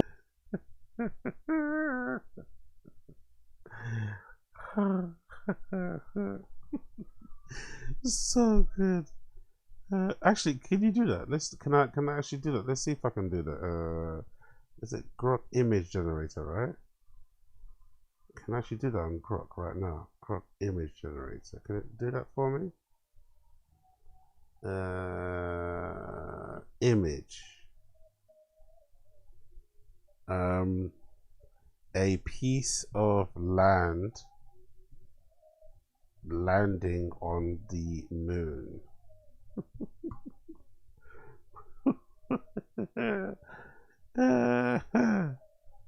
Okay, no, what's that? What do you call it? A piece of land. A piece of land spaceship. A piece of land that looks like a spaceship gently landing on the moon, on the surface of the moon. Let's see what it says here. Have we got something? Oh, that's not what I want. A square piece of land that a square piece of grass. Let's do that. A square piece of grass that looks like a spaceship landing on the surface or landing on the moon. Yeah. Come on, man. I know I want. I want like a square. There we go. That's what I want.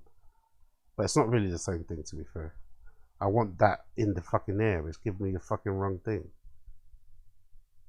A square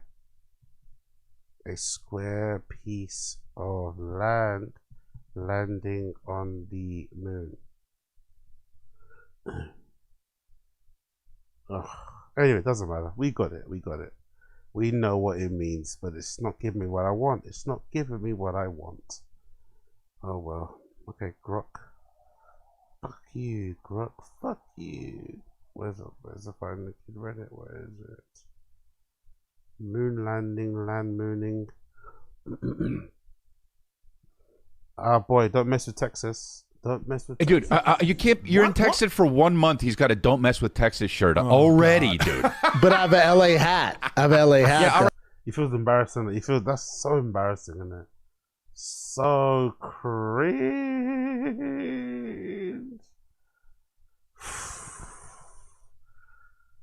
Look, he feels a bit embarrassed. He feels a little bit embarrassed, doesn't he? Don't mess with Texas, exactly. How do you like?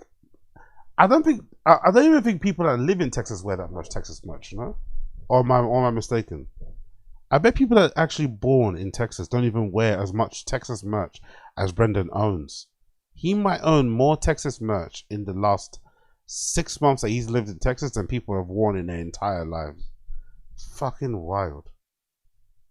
But I have an LA hat. Yeah, all right, so I it's get kinda, that, dude. But like, I still represent the LBC, no, baby. That's fine. Come on now. That's LBC, cool. Long Beach. But how long do you think you? How long? All right, here's the two ways I think that you can get a "Don't mess with Texas" shirt when you move to Texas. Okay, you either earn it and you stay there for a while and then get the shirt, or the first day you move there, you buy one of those shirts and you wear it like a fucking tourist and you're funny. Yeah, So, I bought it the first day I moved here. No liar, You have dude. to have a cowboy hat on too with it. No, and a camera to take pictures. They with shouldn't even.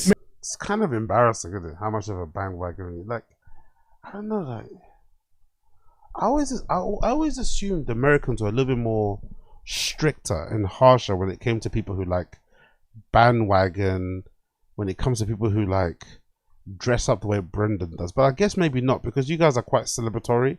I guess maybe people look at it as a good thing that you jump on different bandwagons because you're supporting, like you wear different jerseys and shit, that you're super into wearing merch from places you just moved to. But I think in this country, at least, I think if you did this in England, you'd be laughed out the room. You'd be mocked by your friends every single day. But I don't feel like he gets mocked enough for this sort of stuff, you know? Like if he moved to Spain tomorrow, he'd be wearing suddenly be wearing Spanish t-shirts and Spanish team football. It's like, well, what are you doing, bro? Like, who does that? You just moved there. And it's just it's not that deep. So it's not like you moved to another country. I think maybe it's more understandable if you go to another country, but you just moved to another state and all of a sudden now you're all about that state. You make that state your entire personality. Like, really? You're in your early 40s, mid 40s, and your part of your personality is like what state you live in. Like, huh? Man, y'all are crazy. Y'all boys are crazy, man. Is that your Texas y'all boys? accent? y'all boys are crazy, man. Bro, come on now. I don't know if Brendan can do a country accent. Let's hear it. You're just gonna sound racist. Brendan doing a country accent is just gonna sound racist, but I'm here for it. Go. Y'all come back now. Say it. Y'all come back now. You hear? I mean, that's all right. You kind of sound like a deaf country guy. Big up Young God Vibes. I don't wear much Texas merch. I have like 2 shirts max. I don't know. It's just, I think you can only do this when you're young too. I don't think you could do this when you're older. I just think it looks bizarre. Plus, he's rich, isn't it? Like, or he has money and means. Like, it's not. I think it's different when you move to another place and you kind of, I don't know. It's a big deal you moving because you're literally uprooting your entire life. But he goes back and forth to LA all the time. It's not like he left there and he can't go back. I don't know, it's just a strange thing to make where you live your entire personality, especially when you've moved around different places. You went from Colorado to LA, nice LA's to Texas. So what? Like, every state you go to, you have merch from the state. Like, and also, where do you even get that? Where do you even get that shirt? You have to go to the tourist areas where the tourist people go. You have to go on 6th Street. Like, where do you buy that t-shirt?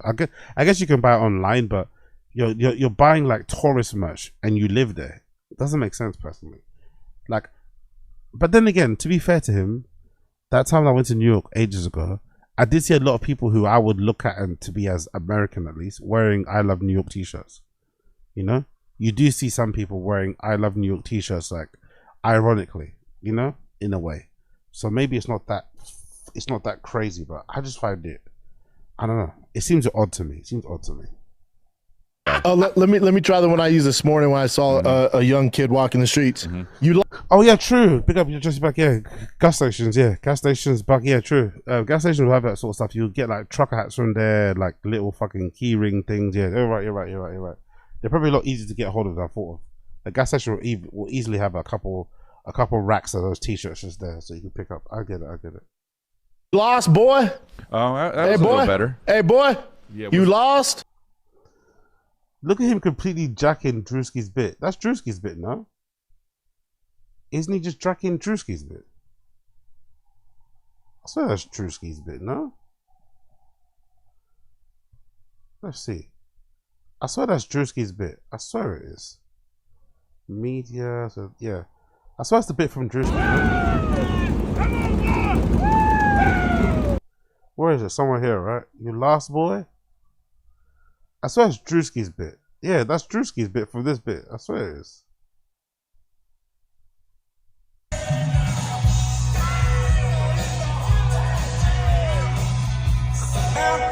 Hey, you lost, boy?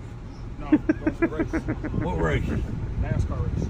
You going to NASCAR? Yes, sir. You ain't lost, is you? No, I'm good. I'm going to the race, sir. Sure about that? Yes, sir. We'll find something safe to do, boy. Okay, I saw that. He's just fucking stealing Drewski's bit. It's hilarious. Absolutely hilarious. You know what it is? That sounds. When he adds a little racism to it. Right. Yes, see, that's more Texas. You know what I mean? That's when he taps in. He taps in. So. Hey, boy, you lost? Black. Huh? Eric's the one who assumed that the kid was black. The way he was talking to him. I know. The way he was I was talking about an Asian. No, but Eric. I was talking about an Asian. Wait, who's racist now? Nick, but honestly, what happened was, Brendan was like, he's tapping into when he like watched Mississippi Burning or whatever with the with yeah. He doesn't even know what that is. He doesn't even know what Mississippi Burning is. But big up Crystalia. I'm not really the biggest fan of Crystalia, obviously, you know. It's all of the, it's the hypocrisy for me when it comes to Crystalia. It's the hypocrisy. It's the hypocrisy. That's his greatest sin. Crystalia's hypocrisy is his greatest sin. Big up Bill Burr. But big up Crystalia because he's the only person who calls out Brendan's and shit. So he is a very important person in this whole thing. He's the only person that laughs and mocks Brendan. It's needed because he needs to get laughed and mocked at more because the man's ridiculous. 40-plus-year-old guy wearing fucking, merch from a place that he's just recently moved to. It's just fucking bizarre. I actually hate this version of him where he wears all this Texas merch, t-shirts that say Texas on it. I hate it more than the jersey thing. Because I hate the jersey thing too. I don't believe in people wearing jerseys of teams they don't support. I think that's sacrilege. I don't think you should ever do that. I think you should always be insulted and mocked when you do. But I could kind of understand, supporting teams and being behind teams and da. But the Texas merch is just inexcusable. Like always wearing a fucking cowboy hat is like, bro, what? Like, I just don't get it. But hey, maybe it's just me. Maybe it's just me. Best TV show in 2010. Louis Great. What's this about? Best TV show in 2010. Best TV shows in 2010. Spartacus, Trim. This is weird. Louis Great, Fringe. Boy, I haven't seen any of these. I've never seen Mad Men. I watched. I've never seen anything on this. Mad Men is one of. Makes sense, though. Makes sense. That's why he has horrible taste. He hasn't seen anything on that list. Nothing good on that list has been seen. Okay.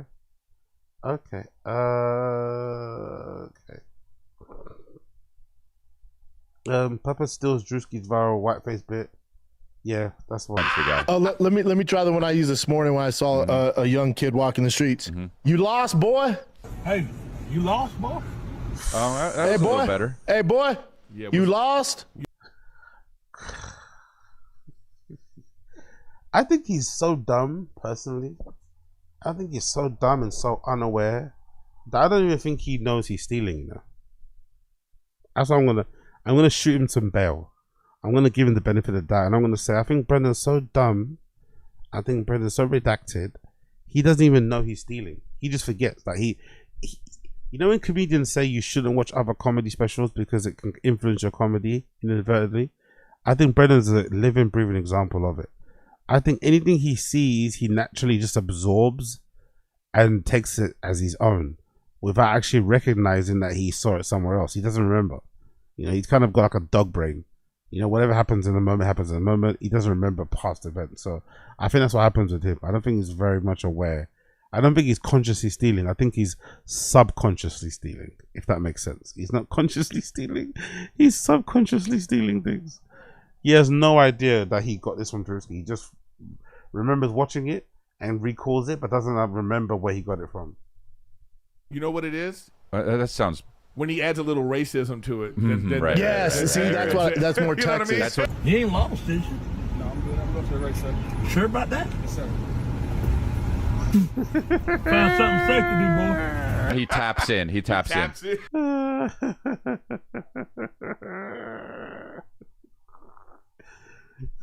Such a blatant rip. Love it.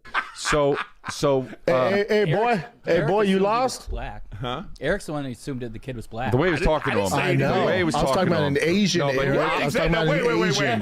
Wait, who's racist now? Brendan was like, "Oh, he's tapping into when he like watched Mississippi Burning or whatever with the he's tapping into when he like watched Mississippi Burning or whatever with the What? Yeah. Has no idea what he's talking about. I fucking love it. I fucking love it. Zero accountability. What's this about? Zero accountability. Let's talk about, what's this? Somebody got the clip. What's zero accountability? Zero, is there a clip? Okay, there's a clip. What's this about? Oh, it's about the lawsuit. Okay, cool. Okay, Patreon. Well, you know what I think about Patreon content? I've said it before. I'm not a fan of Unique taking the Patreon content and reacting to it on YouTube. I think that's pretty fucked up, but you know, it's hilarious. But I'm not a fan of it. I'm not a fan of it. But big up Unique anyway. Big up Unique. Just jacking the Patreon content and reacting to it on YouTube. It's fucking wild. But yeah, let's just go with it anyway. It's here now. Unique uploaded it, not me. This is Unique's fault, not me. Not mine. Blame Unique. Blame Unique's team. Don't blame my team. Mike, question for Shab. When do you address the lawsuit against you for tax fraud and conspiracy? Yeah, I don't address this stuff, but I mean, here I can. This came out of nowhere. It's a company, a CBD company, that I had nothing to do with. You did have something to do. Come on, Brendan. You did have something to do with them. We saw the contract, no? You were getting paid money, or you had an agreement there. We saw the DMs with the guy. I have nothing to do with them. Of course you have something to do with them. Come on. That already is the first lie. I had nothing to do with them. Yes, you did. For years. You're talking about like 5 years. Okay. He means he had nothing to do with them in the last 5 years, but you did know them. It's a strange way to talk about something, isn't it? Like, I had nothing to do with them in the last 5 years. Just say, yeah, we worked together 5 years ago. Like, weird way to start a statement. I had nothing to do with them in the last 5 years. Sounds like someone's lying. Who has a litany of issues and legal issues and stuff going against him. And he's been suing these people. There's like 4 or 5 owners. He's been suing them like 6 times with no success. He decided to throw my name into it, obviously to get traction. And obviously, because you're the big star, innit? Brenda's the big star, the big Dango-gan, the most famous person in the world, one of the most famous comedians in the world, one of the most recognizable faces in media. The guy knew if he mentioned Brendan, this trial, this case was gonna go sizzler. And yeah, he'll be dealt with. They're dealing with it. And of course, the haters on the internet run with like, oh, tax fraud and conspiracy. There's none of that. I mean, but it sounds juicy. It's headlines. You know, I get it. Thank God I have a great lawyer who works pro bono. The haters, like, I think the only thing people were hating about that whole deal, if I'm not mistaken, was the contract, because the contract was pretty good. It was pretty favorable to Brendan. It meant, like, it was so low touch. It didn't require any effort on his behalf. It required him posting a couple times on Instagram, and he got paid like hundreds of thousands of dollars, and people couldn't work out why he didn't just fulfill his fucking end of the bargain. Obviously, it was pure laziness on his part, right? But that's what people were pissed off about more so. I don't think anybody really gave a fuck about him getting sued or wanting him to get thrown in prison or whatever. I think people were just like befuddled and confused why he had such a good deal with the CBD company, who he allegedly said helps his kid with fucking seizures, right? You'd think if a company like that helps your kids with fucking seizures, that you're going to be a little bit more, you know, graceful. You're going to be a little bit more cooperative when it comes to helping them out. But he didn't. And now he's trying to make it seem like the haters are rooting against my dad. It's like, not really, bro. Like, again, like, it just doesn't make any sense. Just fulfill your end of the bargain and you probably wouldn't have got included in a lawsuit.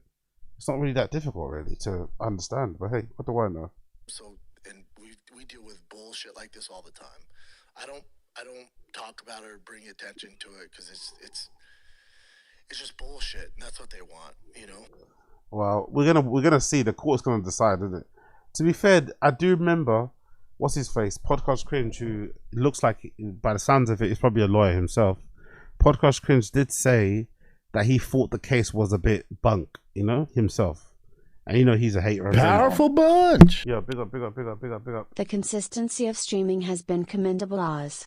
I hope you make it 31, and if not, well then, I'll see you in Valhalla, brother.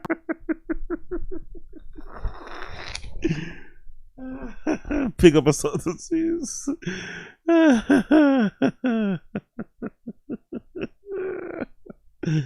I'll see you, Valhalla. It's fucking brilliant. Pick up a sort of seas. Yeah, we're gonna make it. We're gonna make it to 31. That's why I said, although it'd be fucking great to hit 500 members, I think the real big thing about this thing is just to hit the 31 days. You know, the 500 members will obviously be fucking sensational. But the really big hurdle, the really big achievement will just be to stream on this channel consecutively for 31 days. That's going to be the real one. So we're on it now. I've made it this far. I'm not going to stop right now. So we're gonna hit it. We're gonna fucking hit it. So big up everybody. I appreciate you all for joining me and being here. It's always a pleasure, never a chore. Always a pleasure, never a chore. Big up Aziz. But he'll be dealt with. I think one article was like, Brendan Schaub getting arrested or going to prison and he's cooking the books. You think my dumbass has access to do tax fraud? Well, you're doing some type of fraud, I would say, my opinion. He's trying to play into the fact that everyone thinks he's dumb, that he can't do fraud. Dumb people do fraud all the time. But he's doing, I would say, allegedly probably doing some version of fraud when it comes to the views. Because in my opinion, I think he buys views on YouTube. And if you're buying views on YouTube, you're usually doing that, yes, for your ego and your pride, but also to you to get favorable rates when it comes to ads, or just ads in general, because some companies require your videos to have certain amount of ads before they can sponsor you. So I definitely do think he's buying views with the hope that they can benefit him and getting more ads and shit, which in itself is a version of fraud. I would imagine. I don't know if it is, but I'd imagine it's not the most legit thing in the world. So this idea that because he's dumb, because he says, you know, land mooning and not moon landing, that he can't do fraud is a misnomer and a misdirect. He definitely can. There's plenty of dumb people over the years that have done fraud, successfully and unsuccessfully. So that's not a good defense, really. Just say you didn't do it, you know, and the courts will prove it. But you don't need to say, oh, look, I'm so dumb, I could never do that. It's like, it's not really a good defense, I don't think. Conspiracy and cook the books. None of it makes sense. But it's fun for you know, headlines and shit like that. And it just dies down, it goes away, and then somebody else will try some bullshit. It's just how it goes, man, unfortunately. I don't think that's true. I don't think that's how it goes. I don't think most people get fucking done like that. I don't think so. I don't think so. I don't think most people get done like that. I don't think that's true. I think most people don't get done dirty like this. But I could be wrong. I could be wrong. I could be wrong. But big up them. Let's move on from that one. Let's go to some other one. Big up the stream chat. Make sure you're liking the stream. If you're watching, you see what you like what you see, like the stream. Man, it's not a mirror, it's a... Oh, Jesus Christ. These greys aren't going to cover themselves. Also, like this salon mirrors and cape make you feel really ugly. What? Also, these salon mirrors and capes make you feel ugly. Anyone else? What? If you don't like what you look like in the mirror of a salon, maybe you just don't look like you don't like what you look like, period, you know? I don't think it has anything to do with the salon, no? Strange things to write there. Very, very strange. But hey. The numbers are down. That's this one. That's this one. Most of us real fans don't care and will ride until we die. That's why we do this Patreon. What do you guys believe is the reason for the decreased numbers in viewership? Ooh, good question. Boy, I think it... If I had to guess, decreased numbers in viewership overall, right? If I had to give my impression of overall, why are Tfatk numbers low? Number one, the podcast bubble has burst. Specifically, the comedy podcast bubble has burst. So I think across the board, again, I haven't done any analysis. I haven't got a hold of any data. I'm just talking out my ass because it's way more fun to talk out of your ass with no real concrete information or numbers than it is to fucking do all that number googling shit. But I'd imagine across the board, all comedy podcasts numbers aren't as good as they were, let's say in 2019 to 2022. I don't think they are. But I also think on top of that, we can't dismiss, diminish, look past how Brendan and Brian's reputation over the last 5 to 6 years has also dwindled. Through the Bobby Lee drama, the Kalila shit, the Annie Lederman shit, just generally the COVID shit too. I think people don't talk about that enough.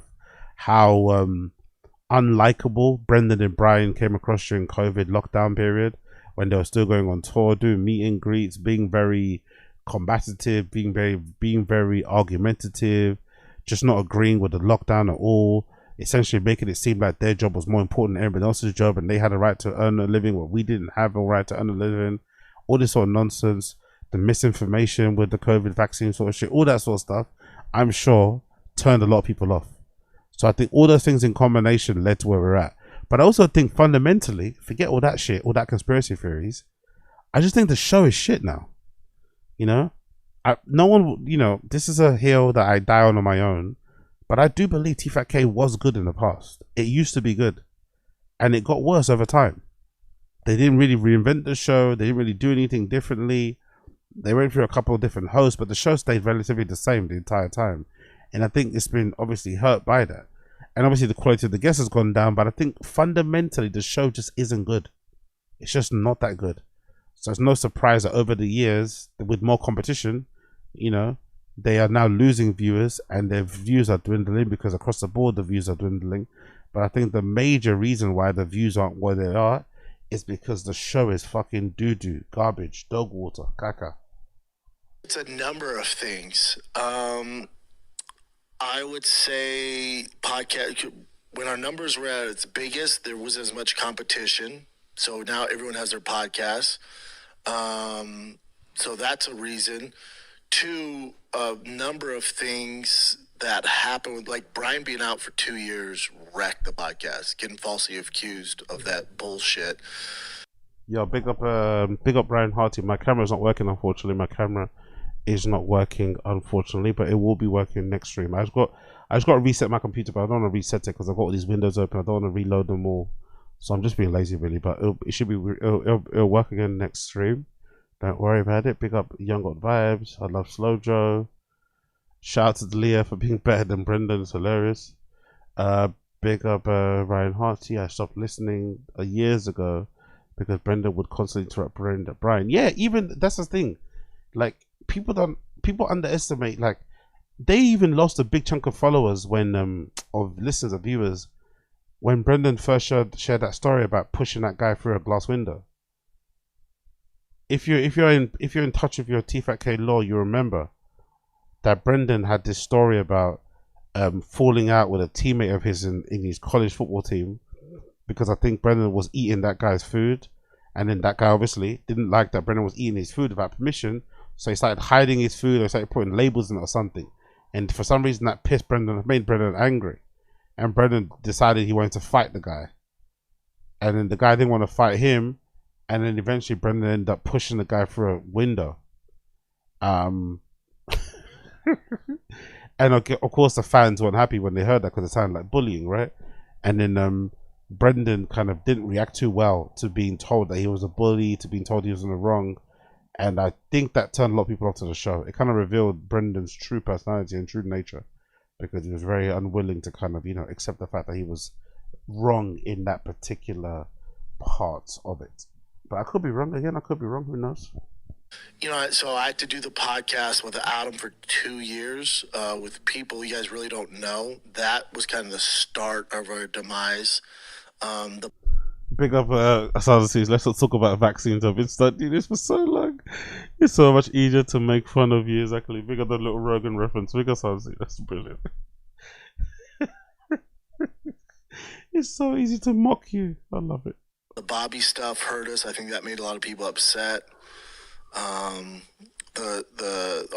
talk about COVID with the suppression of YouTube, that does it. False flagging. Again, I don't think it's a suppression. I think he's trying to make it seem like they were freedom fighters. I think their opinion on COVID, the way they treated COVID, the way they acted around the lockdown, the way they were so argumentative about everything concerning that, the fact that they were going out performing during the height of the lockdown when we were all scared and terrified and worried that we might die, seeing them gallivanting around the world or gallivanting around the country, acting like nothing bad was happening, or going to the states where the restrictions were low, was pretty shit. From haters causes issues, and then the lack of guest. I think that covers it all. Would you agree, Chin? Pretty much. Yeah. Good question, Dukes of Apollo. What do you guys think it is? Let me know. Oh yeah, that's a damn good question. If they have an idea of what it might have been, or how many different things it might have been. Ryan. Of course they want some ideas at the end. Of course they want some ideas. Farming the engagement, farming the fucking feedback, of course. Send us your suggestions of what you may think is it, and give us a list, actually. Send us a list. Jesus Christ. Rewind it. Joanna Shaw edition coming soon. Jesus Christ, bro. This is such a terrifying picture. Yeah, big up Slojo, man. She's a fucking legend. Big up Slojo. She really is a legend, isn't it? She really is a fucking legend in the game. Look at her.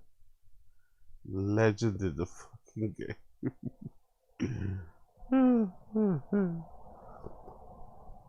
Okay, we did that. Need to just put up an article about Papa. Voted least popular man in Texas is fucking hilarious. Been modding cars since I was a kid. Yeah. Have you got the famous tongue there, by the way? Big up him. Oh, we fabricating. All that money doesn't have a table or nothing to kind of sort out his fucking or to do the shit with. A work desk or anything. No work desk or nothing.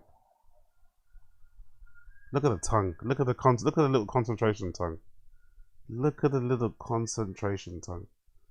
That might be a thing about being dyslexic or something, right? About being redacted properly, no? Sticking out the tongue like that when you're concentrating. Let's see, what does it mean when you stick out your tongue when you're concentrating? Let's see. Sticking out your tongue when you're concentrating can be an unconscious way to reduce distractions by stopping the constant sensory input from the tongue to the brain, thereby freeing your brain power to do more tasks. Oh, so maybe he's actually very smart. Maybe Brendan is actually a genius. Maybe he's fucking Einstein then. Another theory known as the motor overflow theory suggests it's a spillover of neural signals from the motor cortex area controlling hand movement to nearby language and mouth control regions, a phenomenon most common in children with neural pathways that are still developing. Ah. So it's either he's a genius or he's got the brain of a child. That's the understanding I have here. Either Brendan's sticking out his tongue like that, right, is proof that he's a fucking genius, or he has the brain of a literal child. I wonder which one it is. Which one is it? Is he a genius or does he have the brain of a child? What do the people, what does she chat think? What do you guys think? Let me know. Let me know. What do we think? What do we think? Thomasing. Really? Okay, they call it Thomasing. No glasses, insane. Yeah, that's big up, right? Big up, Mr. Studio Girl. Yeah, that's got to be it. Papa's a genius, exactly. Yeah. Yeah. Okay. What else we got here? Land mooning. Yeah, land mooning. We got there. Mooning. The what?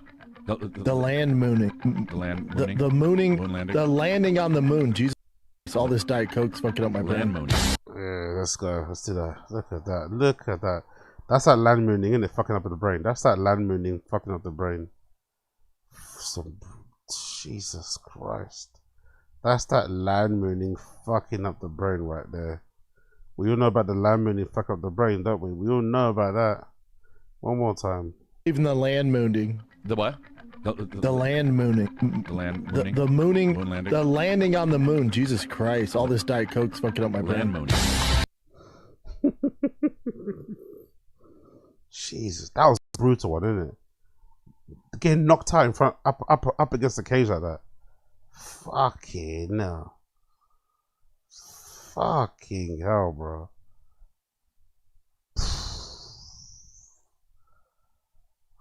That was a brutal one, isn't it? Jesus Christ. Jesus fucking Christ, bro. He's had some horrific knockouts, and it's probably no surprise that he's that redacted. He took some beatings in his day, and he took some fucking beatings. Like, wow. You forget, innit? You forget. He got his bell rung a lot. Now look at that counter, left, right, bang, bang, bang. Like, God almighty. And this is sad because he got excited here, isn't it? He threw a spinning back fist that was pretty decent, that knocked that guy back, and he got to it. He rushed in too quickly, and he got caught on the way in. He rushed in too fast, got caught with a left hook, boom, and then he went down. Fuck, man. Fuck. Happy you guys enjoyed this edit. Thank you. The what? The mooning. Land mooning. The mooning. Moon landing. The landing on the moon. Jesus. Coke's fucking up my brain. Land mooning.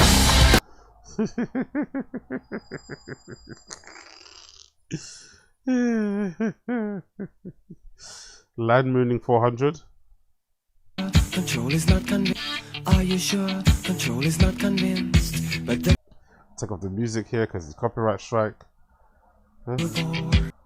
What's happening here? What's this video about? What's happening? Okay, cool. This is so good. Oh, that's brilliant. That's fucking brilliant. That is fucking brilliant. You see the Land Cruiser over there on the moon, footage of it there, right? And then you see Brendan in his truck flipping catastrophe. That nearly actually cost him his life, you know. That would have been hilarious if it happened that way. Imagine dying this way, man. Jesus Christ. Luckily it didn't happen though. Luckily it did not happen. But God almighty, this fucking guy. Landing of the moon. CEO BC. Shot for the land, mooned on the stars. Nice to see him interviewing Dana there. Great to see. Dana put on some weight again, isn't it? That was Ozempic. Don't last forever, isn't it? Dana put on some weight again, looks like. What's this? Bert Kreischer. He's so proud of his bit. Jesus Christ. The only way you can, this is acceptable, right, is if you've got money in it. But I don't know, maybe I'm mistaking it. Maybe there are some women out there that don't mind this sort of shit, but I'd imagine the only way a woman will be happy with you lying on top of them or touching them in any type of way would be if you've got some money in the bank. If you've got some money in the bank, she's probably going to rub your belly. You know what I mean? She's probably going to rub that belly. She's going to moisturize it for you. She's going to, you know what I mean? She's going to kiss it. She's going to be all over it. But I don't, if you don't have the money, maybe it's not going to happen. Maybe it's not going to happen. But that's a massive stomach, isn't it? God almighty. Pure gluttony and indulgence there. What else do we have here? Where's the ZR1? Of course. Of course he's going to get a ZR1. Of course. Let's check out his Instagram, actually. Of course he's going to get a ZR1 because Rogan's got one, right? So of course he's going to get one because Rogan's fucking got one. Of course. Where was that image? Where was that image taken? Was it from here? Where was that image taken from? Okay, it's not. I don't know where is it from. Maybe it's was it a tagged one? I don't know. It was from somewhere there. It was from somewhere though. Cool. Okay.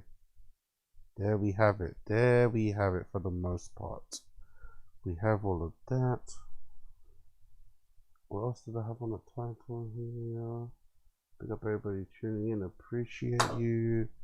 Smashy de likey. Don't be stingy.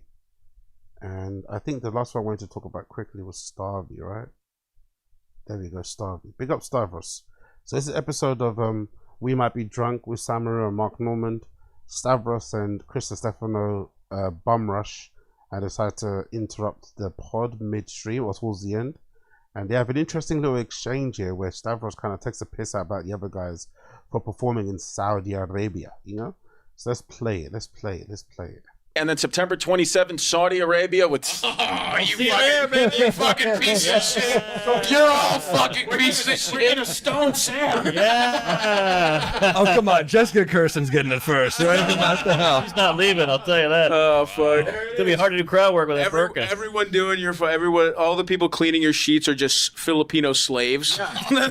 They're doing it too, right? I am. Yeah, that's what I'm saying. October 8th. I figured the 7th would have been in poor taste, so I'm doing the 8th. What? Jesus, it takes place on October 7th. You guys are in Riyadh on October 7th. I didn't realize that. I'm on the 8th. I'm there on the 8th. Oh my God. What is going on the 7th? You're going to be doing remembrance posts from Saudi Arabia? Yeah, from Saudi Arabia. Exactly. What a good point from Stavros at the end there.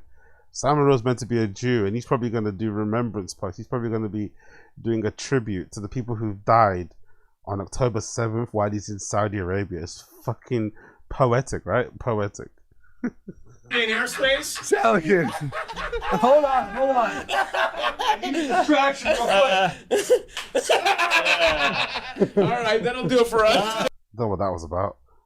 Inside joke there. But yeah, big up Stavros, man. He's very much needed, Stavros. He's needed. You know, they're not going to not go, right? They're going to, because they set to the money, they're obviously going to still go, but it's good that they're being roundly mocked, not roundly, they're being roundly mocked by everybody on media, everybody online, by their fellow comedians for taking that gig in the first place. I think I don't really have a problem with people taking those gigs, to be honest. The Bill Burr one's a bit surprising because he's been very vocal and very open about his disdain for billionaires and shit. He's kind of like, you know, he's it seems like he's somewhat against those type of countries, but then he goes there anyway to perform, so I guess it's weird. He's also not responding or explaining why he's doing it because he's received a lot of backlash, so I think he knows that he probably maybe made the wrong decision, but obviously, you know, he does what he does for the sake of his family. But I would imagine Bill Burr's reasoning for doing the Saudi Arabia gig will be to be like, oh, I perform in America all the time and we kill people too. I think that's his excuse for it. I think Bill Burr's excuse would be that. Like, there's no difference of performing in Riyadh than performing in New York. Like, America's government, army, whatever, military has killed a bunch of people too, you know, illegally and legally. So I think that's probably what he has to say about it. But I think it's different when that government is purposely, you know, silencing people, killing journalists on foreign soil. You know, it's a little bit crazier there, to be honest. And you know, and you're obviously participating. And I don't think anyone has any aspersions or any confusion about what America is. I think it's different for those type of countries because you're also you're playing a role in kind of whitewashing them. You know, you're playing a role in trying to change the way they're perceived by people. When really, you know, they're perceived the way they're perceived because they do fucked up shit. So I think he knows. I think Sam Morril, these guys, they know, but the money's just too good. And to be fair to them as well, when Mark Norman's involved, he recently had a kid in it. So I think a lot of these people are thinking about their children too and their family. So if Tim Dillon got offered $375,000 to perform in Saudi Arabia, you know, these guys are probably getting offered the same amount, probably 200 grand and up. I understand why they're taking it for the sake of their family, but it's good that now us, the public, us, the viewing public, you can now hold this over their heads forever. Like, they can never be taken seriously, you know? And I think they know that. They know they can never speak on certain topics again because, you know, you performed for the fucking Saudi government, you know? So you could never speak about certain things that was ever going to take you seriously on certain things. You're always going to get mocked when it comes to certain topics, which I think is a good thing. And it kind of just lets you know where they stand in certain things. But I do find the Tim Dillon one funny though, right? Tim Dillon was afraid to meet Peter Thiel in private. Tim Dillon was afraid to go to a Peter Thiel in an organized dinner, a symposium where he'd gather all the greatest minds and stuff to sit around and talk about the future and whatever. He was afraid to do that, but he's not afraid to go to Saudi Arabia. You know, being an openly gay man as well. By the way, I find that fucking hilarious, But yeah, big up them. Big up, blood clots. Damn. Okie dokie, ladies and gentlemen. I'm going to leave it there. Because I wanted to get this in before the timeline display. So I'm going to leave it there. Thank you for tuning in.